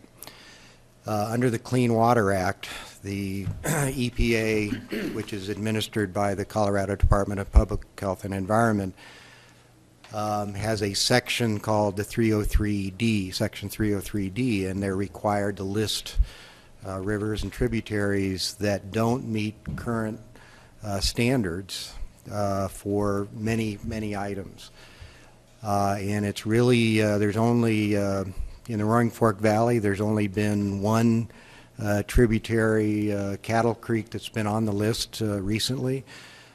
So listing the Roaring Fork River as impaired is a fairly large issue. It was listed because of temperature, and it's probably, temperature is rising for a variety of reasons, trans-mountain diversions, below where there's holes in the river where the flows are low. There were 3 exceedances in 5 years, and unless there is a lot of opposition from advocacy groups, it will be on the list for the next cycle. And it has big implications to people like point source dischargers, wastewater treatment plants. It will potentially impact municipalities with point source stormwater discharges, and it has fairly large implications. So I just wanted to bring that to your attention. Yeah, Tom. Where have they measured these elevated thermal conditions? We don't know. We're trying to find that out. So it's not necessarily the entire river, it's just somewhere in the river. The river is listed from the confluence with the Colorado up to Hunter Creek. Right, but I mean, where the Yes. monitoring has shown exceedances, it's in a particular location, I assume. Yes. Mm-hmm. Probably likely downstream? Well, it could. Downstream of Basalt, I mean? It could be we call it the hole in the river between the confluence with the frying pan and the large ditch diversions upstream. That's considered one of the holes in the river. Could you just bring us back a little bit more information on this next time? Just, I mean. Yes. Where is it? What can we do about it? What do we, just all that. This one concerned me, for sure. It's not related to a point source discharge, is it? No. No, but what it will do is when you have a point source discharge, the next time you file for a discharge permit, you will have to show if you're a wastewater plant, what do you do with your wastewater? So, I mean, basically, Jackie, if it's natural conditions, anything you can do about it. Right. But it will impact those who are, as Lewis said, discharging effluent into the river. Yeah. I just want to talk about it again separately. okay. Yeah, Rick. On the south side floodway changes, we had envisioned that Midland Avenue underpass as being an area for flood relief, for water to come across underneath the highway and get back into the channel. That's why the library has a big hole in front of it. Does this change that at all, or is there still that impediment that the highway creates from returning whatever flood water is still gonna be there back to the channel? Because that was a big part of the reason we were gonna construct that, as well as connecting both sides of town. It's my understanding the letter of map revision which will be submitted reduces the blockage at the bridge from 40% to 10%. So the 10% flow from a 100-year event will continue down the south side, but it drastically removes the amount of land in the floodway. It doesn't change the floodplain that much, but it does change the land in the floodway, which is considered channels of the river. So could you come back and tell us what that does in a 100-year flood if it goes from 40% to 10? Okay. And actually, just maybe a little bit more about what construction was done or what they did to it? No? Yes, I'd be glad to bring back information I like on that. pictures. Okay. Is that all they did? I have some good pictures. Okay, thanks so much, Louis. Just one last thing on Okay. the Basalt Underpass. We've been working with our design subconsultants particularly DHM, to work through the value engineering items to see what we can value engineer out. Unfortunately, as Rick knows, and I'm sure Mark and Gary, the construction community is still extremely busy. This is probably their busiest time of year, so we have some time, I think, later in the winter to really consider putting that back out to bid. So Thanks a lot. that's all I had. Thanks, Louis. Have a good night, Louis. Okay, next item, citizens' comments for items that are not on the agenda. Are there citizens who have comments? Yes, ma'am. If you just come up to the microphone and state your name. I'm Jenna Moe. I'm the new director of the Wiley Art Center, and I just want to say thank you. Thanks to the council and to your town for your support of the arts and of the Wiley. Oh, thanks, Jen. Yeah, thank you. Nice to see you. You waited a long time to say that. I've only been here a month, so yeah. No, I mean, you've been in that chair about a month. Oh, yeah. Well, thank you so much, and you'll see more of us. And We'll come say hi to you. Okay, sounds good. Thank you. Thank you. Other citizens who have comments for items that are not on the agenda? All right. Okay, we have second reading of ordinances. The first one is a continued public hearing and second reading of ordinance 19, series of 2015, an ordinance of the town, approving amendments to portions of chapter 16 zoning and chapter 17 subdivision of the municipal code of Basalt, previously referred to as affordable housing requirements, and amending the town's fee schedule concerning community housing. Mr. Scanlon. So if you go to the second page, right after the action item summary, there are 6 points related to these particular ordinances and why they're important. I think they address a lot of the concerns that we've heard, and sometimes we don't realize these things are buried in there. And I know that Kathy with Basalt Affordable Community Housing is here to talk about it as well. They reviewed it, the P&Z reviewed it. If you look at those 6 items that are listed on the second page, I think it hits most of the concerns that we've heard from the council, either in someone visiting me and talking to me about it as it relates to waiving development review fees, building permit fees, water tank surcharges, creating carrots, not necessarily just sticks. And then the idea that as we looked at the sale prices for units, that this allowed them to go down. And then it would allow us to then explore other ways that we could incentivize affordable housing, understanding that this by itself doesn't do it. That there's a lot more required in order to do that. And as I said Friday, this is really something we, staff, P&Z and Bach, really want you to approve because we think it will help us as we take on affordable housing. So Kathy, you want to talk? Before Kathy goes, I was just going to say, I, for one, so appreciate getting the words down to something that we can all understand. I don't know if this was magic or how this happened, but it was very difficult to wade through the actual ordinance itself, the strike-throughs, and just the complexity of it. And I think we all need to read those ordinances, but it's really nice if you kind of know what you're looking for when you read them. So if we could encourage this type of representation in future packet items, that would be much appreciated by me and I'm sure the public. Kathy. I don't really have anything to add. I think that, one of the big reasons that Bach supports this is the parity issue. And jurisdictional shopping for residential developments is happening all over unincorporated Eagle County. Really? I have a loud voice. So that's really where Bach is coming from. We recognize that we are lowering requirements, but we feel that in lowering those requirements, we are encouraging development to happen in the town and in the urban growth boundary, which is where we want it. So if you have any questions. Thanks, Kathy. Try to answer them. Council, questions? Thanks for hanging in there. For 10 years. You're welcome. Okay. I think this is a public hearing, right? Yes. Okay, so before we go to council, I will open the public hearing at 6:32-ish and see if there's anyone out there that has questions or comments on the affordable housing changes, recommended changes. Seriously? Okay. Hearing none, I'll close the public hearing. Council? Your Honor, I move the approval of ordinance 19, series of 2015 on second reading. I second it. Okay. Any discussion? This is 6A and B? Yeah. 6A. 6A. And Just- just A? Yeah, why don't we read just the, You don't have to read let's it do all. 6A.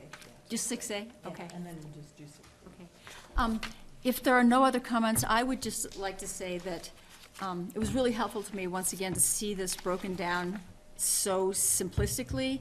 I would be crazy not to say I love the price reduction being really brought to the forefront, because it was something that didn't really stand out in the language that much. I know it was there and we talked about it.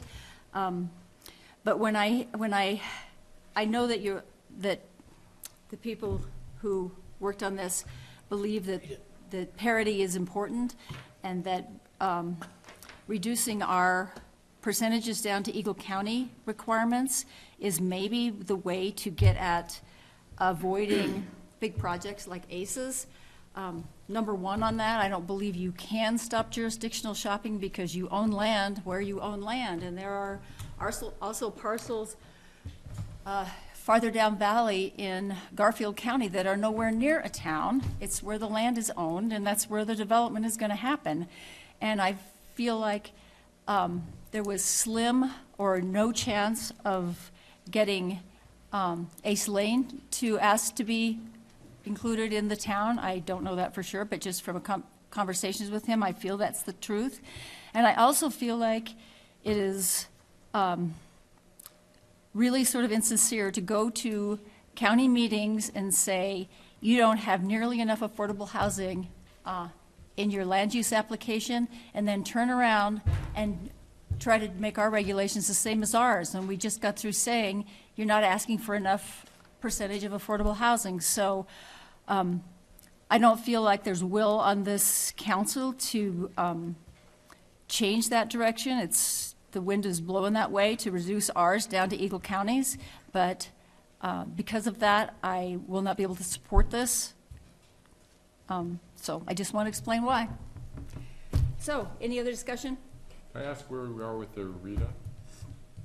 We took the commercial RETA out, based on the discussion that we had at the last meeting. It seemed pretty universal that it really wasn't gonna help us. So we left. Is that the Friday meeting or the last council meeting? Oh, at the last council meeting.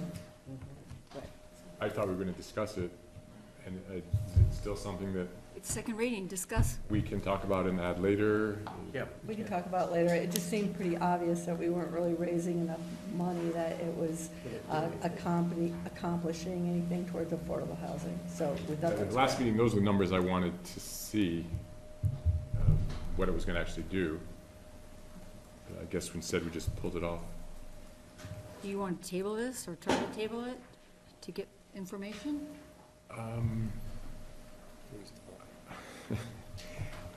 I think that we need to examine everything that we're doing, and if we're serious about this, as I wrote, we should really be creative and come up with the Is there a widespread possibility that approach. staff can just, I know you looked at it, and give us an idea of what those numbers were, the possibility of what you could raise with RETA? Just, So if you go to page 3, it of talks our about hymnals, page 3 of our hymnals. page 3 of that item. You'll see all the things that we're going to look at in terms of I don't see any pages. possible incentives that don't require code amendments. And then if there are things that we want to bring back and get further information on, but understanding that this represents very few, it impacts very few affordable housing units. That's what I it think said. our concept was, is that if we wanted to revisit the RETA for commercial in the future, we could do that, but it was pretty obvious that it wasn't enough to really make an appreciable dent. So we wanted to move forward with this stuff. Anybody else? Rick? I think to Kathy's point, the areas that are developable for any kind of residential on the south side are all still outside of town. I believe Stotts, the Ski-Co, Picking County Partnership, our piece that we have adjacent to Clay and Paul. Clay and Paul's 7 acres. And annexation's a different animal than it always has been. I don't know how we'll treat that in the future when we have an applicant come in and say, well, you know, we have an ordinance that says 15%, but since you want to get annexed, you know, there's an opportunity to negotiate for more. So I feel like we have a tool that's probably appropriate for areas that are already in town. Willits is under a different affordable housing guideline as I get it. And so we've got opportunity out on the south side to kind of set the tone for perhaps, you know, a project that has 80% affordable housing and 20% free market that has a little public participation involved in it. So I think this gives us a little leeway and helps us at least have conversations with people. Okay, anybody else? All in favor? Aye. Aye. Did you vote? Not yet. Okay, okay, nay. Actually, a motion, second one. Yes, there was a motion and a second. 4-3. 4-3. Do we want to try this again? All in favor? All those in favor? Why don't you do a roll call? On Could do a- favor? Okay. 1, 2, 3, Opposed? 4. Got it. Are we good? Thanks, guys. Okay. The next one, okay, Madam Mayor, I move that the council approve ordinance number 20, series of 215 on the second reading. Did we, just to clarify, did we open the public hearing on both of them? we did open, well, we opened the Yeah. public hearing, we only opened it on the first one, so. Yeah, let me read the title for the record, just to be clear, Okay. and then we can open up the public hearing and have a vote. Continued public hearing and second reading of ordinance 20, series of 2015, and ordinance of the town council of the town of Basalt, Colorado, adopting amendments to the Basalt community housing guidelines.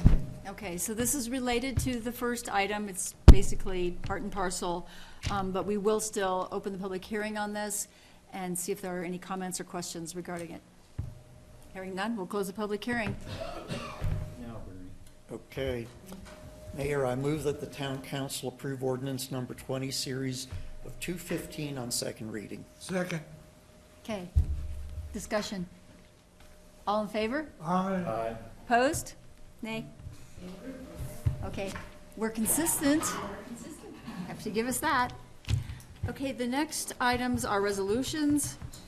First one is Resolution 51, a resolution of the town. Thanks, Kathy. You're welcome. A resolution of the town extending the deadline for submittal of an amended sketch plan application and approving an amended pre-development agreement regarding the Albany-Kittle addition to the Roaring Fork Club. Miss Mayor, I need to recuse myself. So, yes, Councilor Kittle is recusing himself. It has, I have also in the past done that, so. Did you say you are too? Yeah. Okay, and so is Councilor Stevens. Hi, guys. You are dismissed if you want to run away home. If you want to go home, you can. Okay. All right, James. Okay, thank you. This is consideration of a resolution that would approve of an amendment to the pre-development agreement for the Albany-Kittle addition to the Roaring Fork Club, and to extend the deadline by which the applicants are required to submit an amended sketch plan application for the Albany-Kittle addition. As background, the Roaring Fork Club received a sketch plan approval in 2012. It included an addition of 13 new club cabins, 16 affordable housing units, and 3 single-family lots, as well as moving and expanding the maintenance facility that they have. In November of 2014, the town and the Roaring Fork Club entered into a pre-development agreement on the Albany-Kittle addition for a annexation proposal that proposed to annex a portion of the Meyer Ranch property, which was adjacent to the Albany-Kittle addition. Let me show you this just quickly. This property here, shown in black, is the Army Kittle Addition property.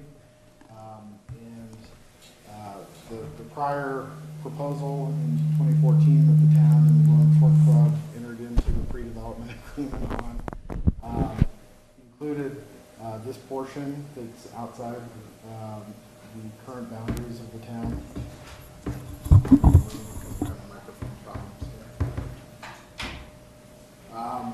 The new proposal that the club has been working with the Timbers Resorts on is similar to the 2012 approvals that they received for sketch plan.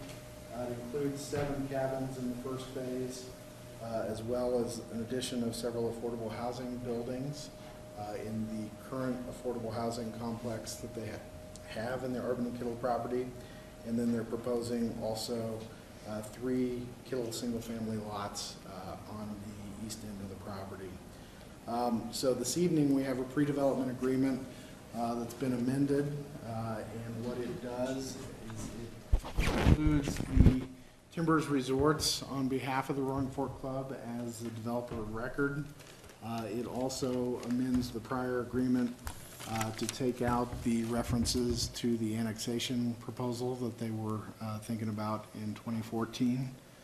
And then the proposed reso also extends the deadline by which they have to submit an amended sketch plan application, and it would take it out to January 10th. We do have several members. We've got Greg DeRosa of the Roaring Fork Club, and then we also have members of the Timbers Resorts here this evening. So staff would suggest taking any comments that they may have, taking public comments, and then providing council discussion, and ultimately staff would recommend approving the resolution. For sure. So they wanted to be annexed, and now they don't want to be annexed? Is that the deal? Yeah, in 2014, they had a concept of annexing a portion of the neighboring Meyer Ranch property to do an expansion of their maintenance facility. Yeah, I remember that. And so they've worked on a program further and decided that they don't need to do that. They would prefer to stay within the property that is already annexed. And so the maintenance facility is now as it was before, in the original? It's different, but they're still proposing to stay within the property. Within the boundary. Yeah. Thanks. Greg, do you have any comments? Yeah, hi, I'm Greg DeRosa. I'm the new club manager at the Roaring Fork Club. I just wanted to introduce myself. Obviously, sorry. Just wanted to. We're just learning this mic thing. Just wanted to introduce myself and also let you know that obviously the financial turn of 09 to 12 set the club back quite a bit, and our partnership now and working with the Timbers Group has given us a whole lot of hope for the potential, the final evolution of what was, I think, originally intended. And I think this is kind of a natural evolution of what's on the property right now. And we just need a little more time to get the details in this plan so we can present them to you for approval. Anything else from the applicant, or whatever we're calling this, I guess? I'll introduce myself as well. I'm Jerry Burton with Timbers Resorts. Hi, Jerry. Hi. I just want to thank you all for the consideration. We're relatively new to this process, and what we're basically asking for on additional time is to nail down some engineering numbers, work with the neighbors, the Kettle family, and bring it all to fruition. We believe the preliminary map that you have is a good outline and it is a doable program, but we need to put a few more numbers to it to make it viable for the club and for us to proceed. So we just need some more time to investigate some utility issues, some engineering, et cetera, on the property, and also the agreement with the Kettle family. I think we're generally pretty tolerant of asking for more time to get it right. Exactly. We like that. I think that's where we're going. We want to make sure that we uncover as many stones as we can and make sure it's viable, which we believe it is. We're pretty excited. We believe this is a little bit more simplistic than what was approved before, and in talking to the board, they feel it's doable. Is there anybody else from the club that wants to speak, or should we go to the public? I think public. Okay, all right. Is there anybody in the public who has questions or comments regarding this resolution? Okay, council? I Move that the town council adopt. Wait a minute. Tie goes to the runner. I move approval of Resolution 51, Series of 2015. Is there a second? I'll second. Thank you. Further discussion? All in favor, aye. Aye. Opposed? Great. Thanks for coming in. Wow, was that- Nice to meet you. You have a great wife. Thanks for coming.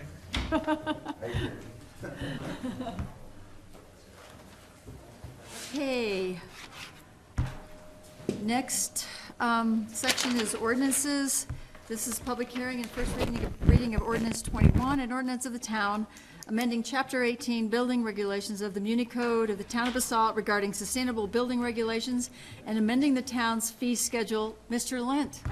We have a quick PowerPoint change here to make. But while we're doing that, why don't we just introduce members, Jeff Dickinson and is our consultant.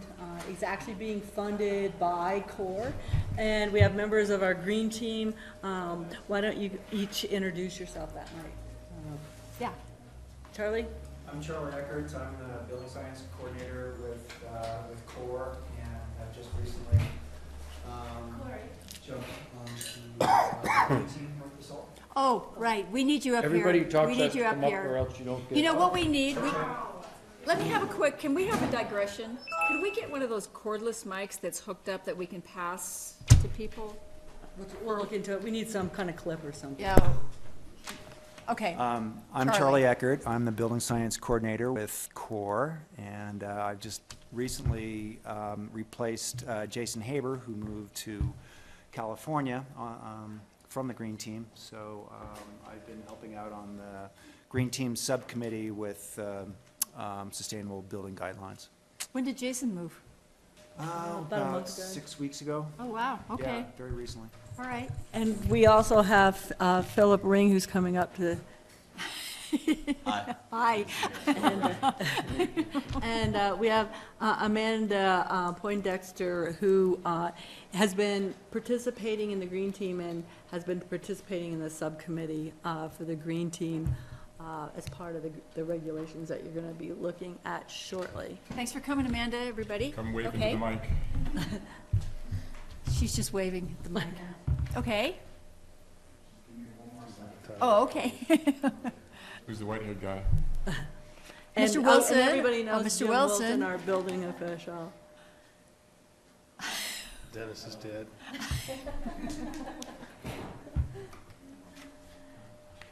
Oh, Dennis is muted.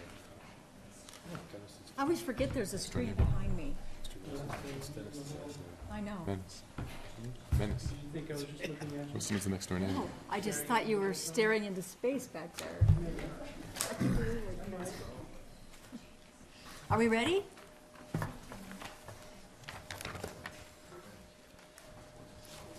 Yes, this is a public hearing and first reading of an ordinance that would approve of an addition of sustainable building regulations for non-residential and multifamily development.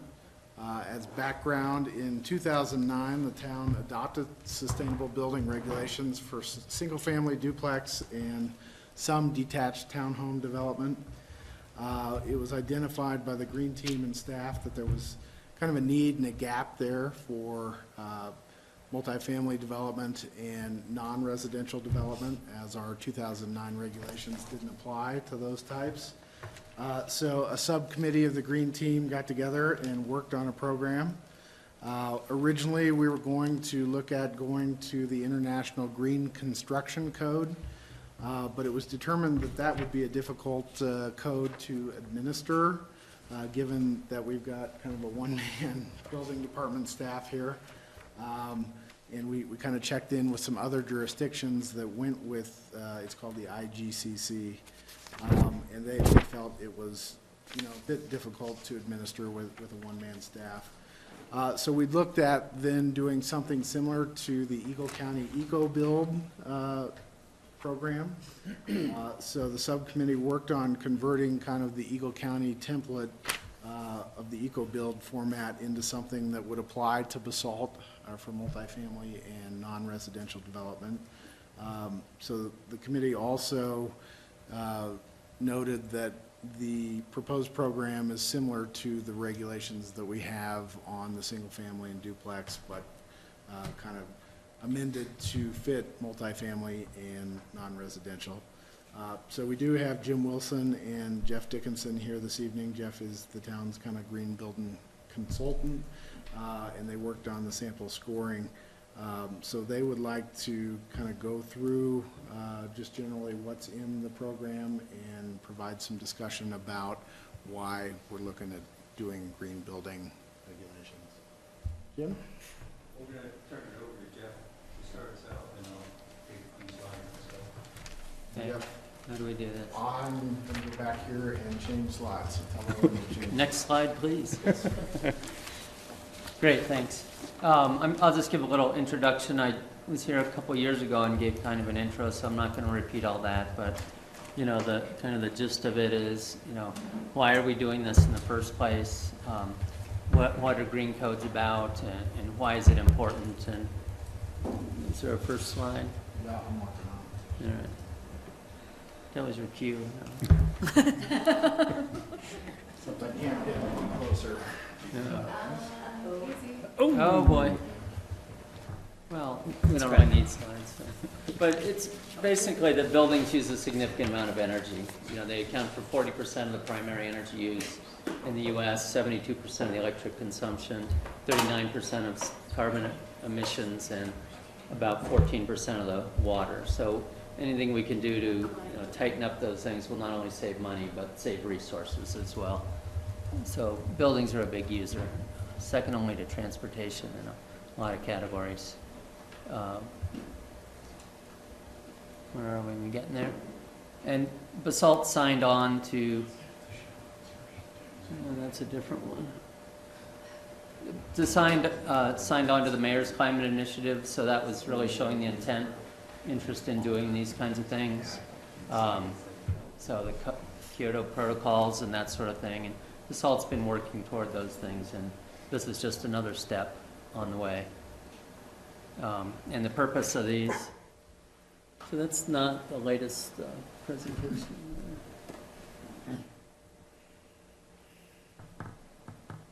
Get there. I mean, the intent of the sustainable building regulations is really to encourage cost-effective, sustainable building methods. So it's fairly simple, and the key word is cost-effective. So we're not trying to make it onerous in any way. We're trying to do cost-effective things that make sense. All right, we're getting closer. No, nope. This is not the right presentation. So maybe go all the way to the top. Maybe it's the upper slides that are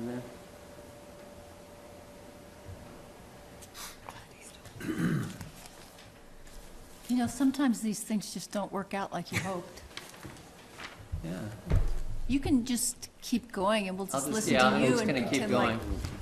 I mean, the gist of it, too, is just as a reminder, there's green codes and there's energy codes. So the green codes deal with things like building materials and waste and how we use the site and water. The energy codes, like the International Energy Conservation Code. So what we've got is no different than any other green code. It's got various components around it and through it. And so we got site and water conservation, recycling and reuse. Energy component is what can you give us above and beyond the minimum requirements of the energy code. Renewable energy, indoor air quality, and innovation. Well, it's a point-based program. I don't know if anybody was around, but it's,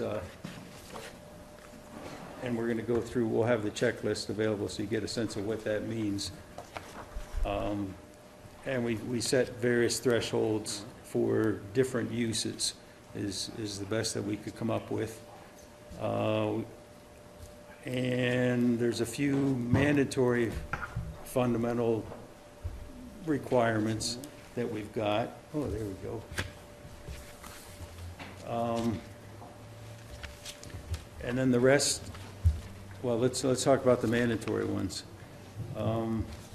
Construction activity prevention plan, just keeping things clean while you're building, an area in the building for recycling, collection, and storage, pretty minor. Commissioning is one of the big ones, and what that is that once everything's completed, all the construction's done, you have a team come in and confirm that everything is operating as it was designed. And then issues a report that yes, it is, or no, it's not, and we're going to fix that. And then the other big one was, the requirement was for renewable energy of 2% of the energy budget on site. So that means you're going to have to provide some solar, pretty much solar, I guess, is all we've got, is what we decided. For 2% of the energy consumption, annual energy consumption. A recurring theme tonight might be how we deal with the construction in this area. It's the way commercial development is they'll throw up a core, what's called a core and shell. You've got pretty much nothing in it except hallways, elevators. In an example in Willits, underground parking. So that's going to be your core and shell. And then you come in and plug in tenants. So one of the things we're trying to struggle with is who's going to be responsible for what during this build-out process, because you have so many different parties involved. Or not so many, but you have various parties involved. And then there's one interim tenant finish that's called a white box. So let's take a visual walk through Willits, and there are areas in the buildings that are just completely empty.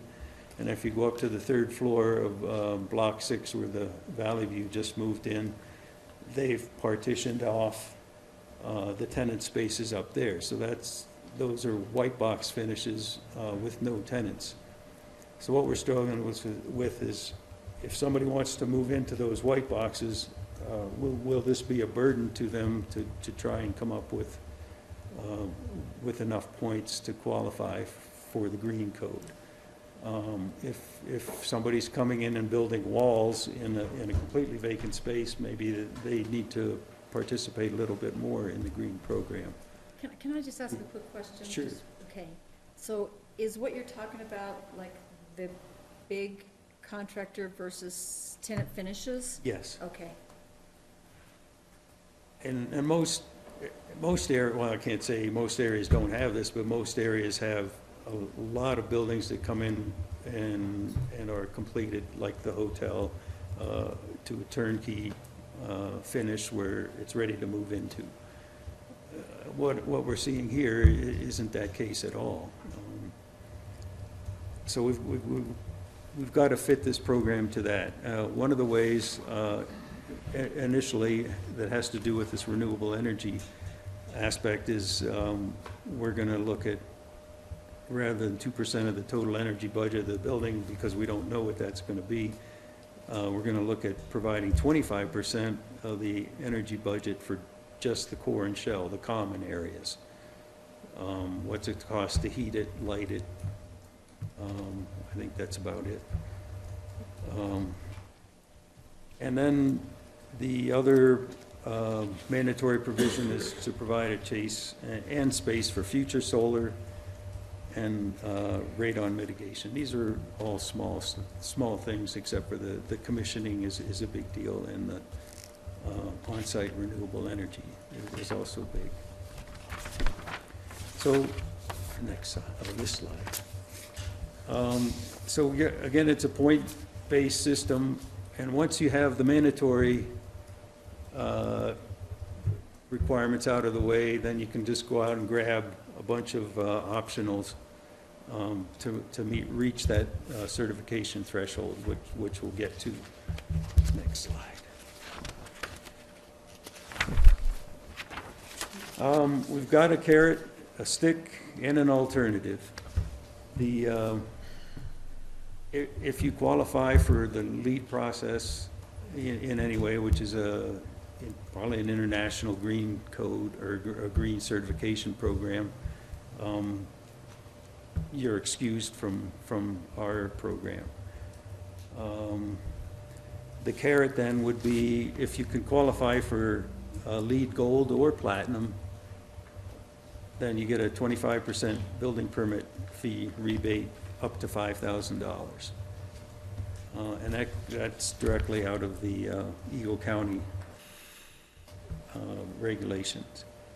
And then we came up with a penalty, which is the stick for a point shortfall of 15 cents per point per times the total building area, which can add up to a significant amount of money. I don't have that. I don't have an example for that.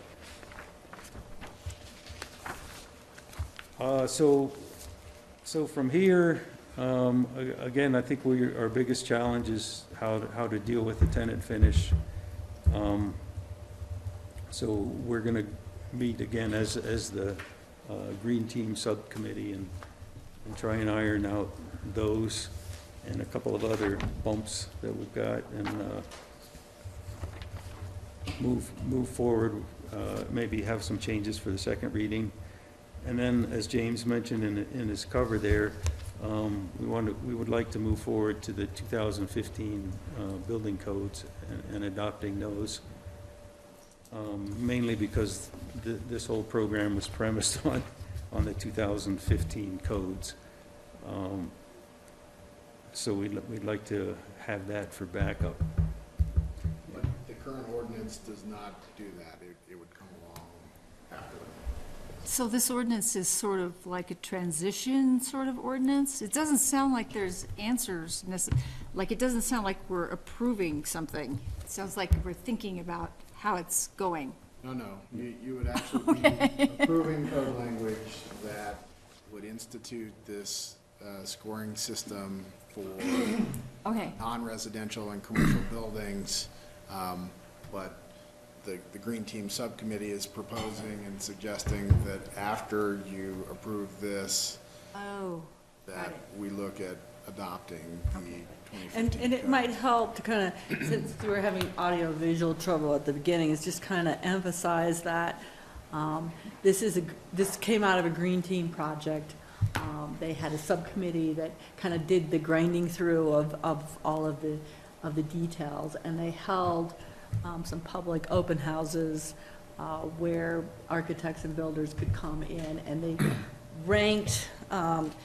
So they did a couple things. One, I would say, sitting on the outside of this, they made some significant changes, based on some feedback that they got from representatives at that meeting. And two, they ranked some of the buildings in town, some of the recent construction that we've had, ranging from a totally green project from RMI to the new condos at Park Modern and Block 7, which is where the affordable housing units are coming in to contest this.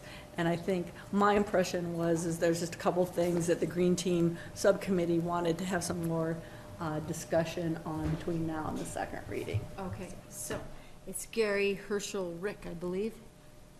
So the question, when you do a point shortfall, where does that money, if you have a 75,000 square foot building, you've got over $11,000, what do you do with that money? What does that money just go into the general fund, or does it go towards adding solar, or what? I don't know. We haven't thought that through. Okay. We haven't thought that through. I can hear you. Maybe not TV then. I think my preference would be to create a fund and use it also for the rebates in the event we ever get any rebates. Or the other option would be put it in the REMP fund, which is already set up. Okay. For renewable energy, so Will you come with a recommendation on second reading? Yeah, we'll come on a record, that's what I'm reading, that we'll have You a. need to put it yeah, somewhere. Yeah. And it should be noted that one of the items that the subcommittee has to kind of iron out is the ability of the town to collect RIMP funds. There's been some discussion with CORE, and, you know, the town has been collecting RIMP funds for some time, but there's seems to be an issue there that we have to kind of iron out with CORE for second reading. Okay, for sure.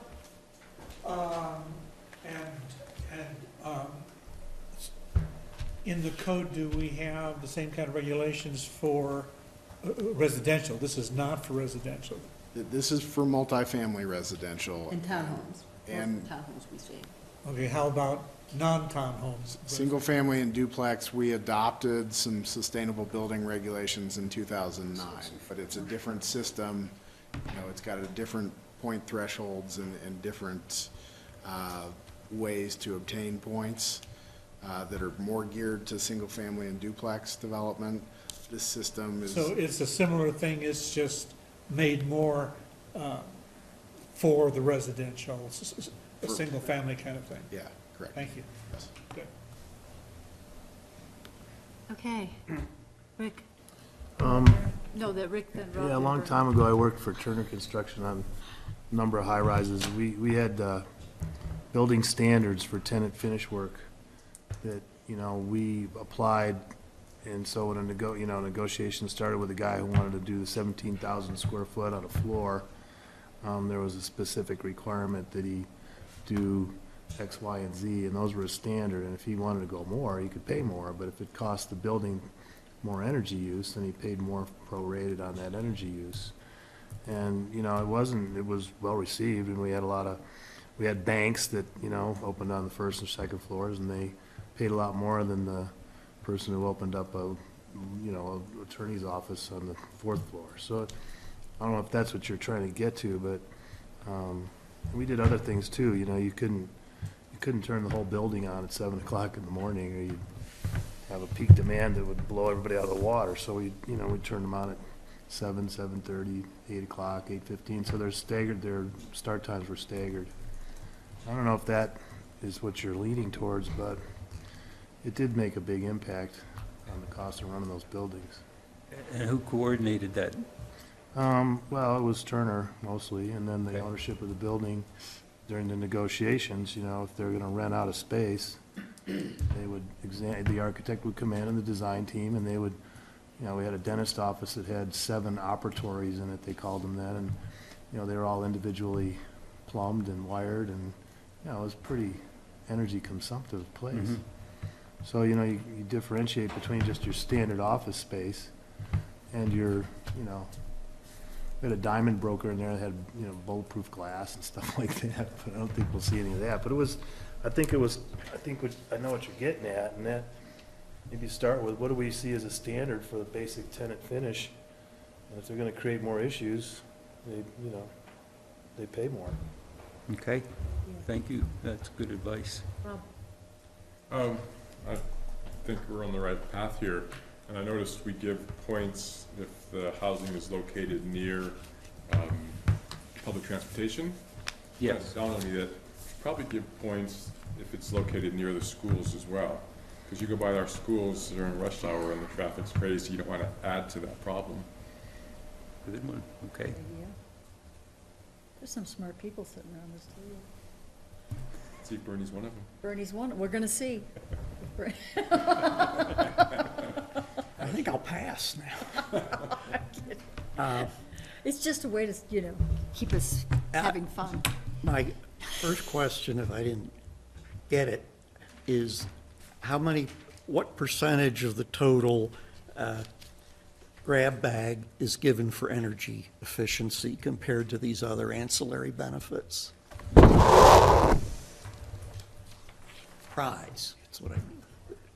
The prize. Can you answer that? Yeah, it's a small percentage because most of it's covered by the International Energy Construction, IECC. And that's kind of the baseline. Yeah. Okay. So there's some bonus points for renewable and added insulation levels and that sort of thing. but the majority of it is for the green or sustainable building technology. So you're. You're, you know, 1 second, you're off mic. I thought if I spoke loud enough, I could. It's possible that she could hear you, I don't know. Don't restart, stay. Should I repeat that? Yes, please. Okay, so the point is that the internet, the IECC, the energy code covers the energy part and insulation, and you get extra points for insulation and better windows and that sort of thing. But most of it is part of the green or sustainable part. Okay, so I would then ask, I do have a little bit of dangerous knowledge because I'm head of the Facilities Committee of the library, and we're looking at recommissioning a LEED silver building that is not performed after 5 years up to our expectations.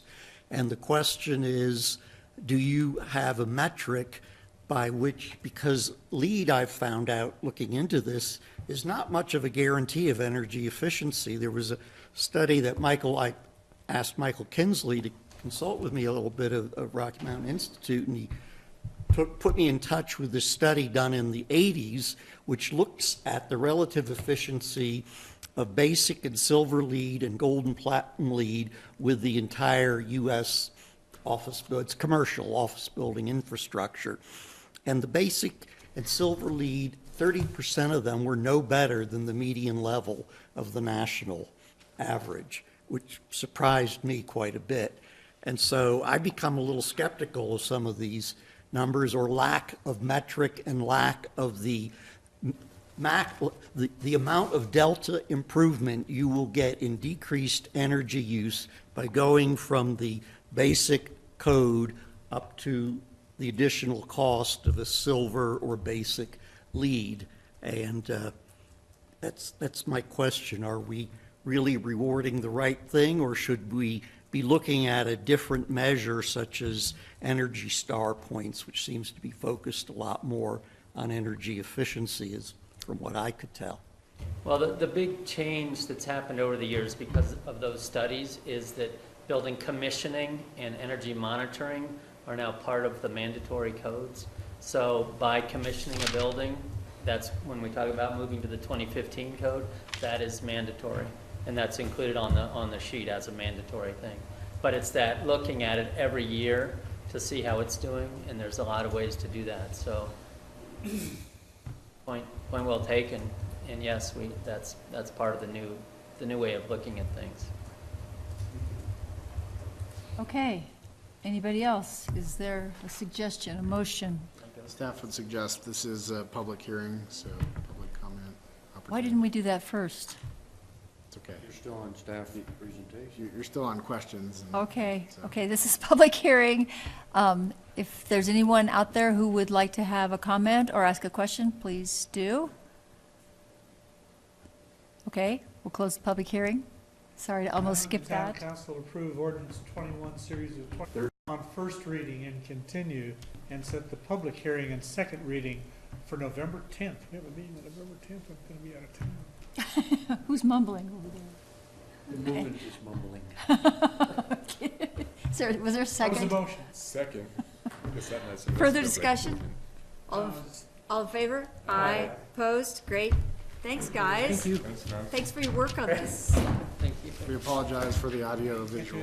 Hey, you know, they go like that 50% of the time. Yeah. You'd think a PowerPoint presentation would work after like 30 years. Motion to adjourn. All in favor? Aye. Opposed? Aye. 1-to-1, Mike.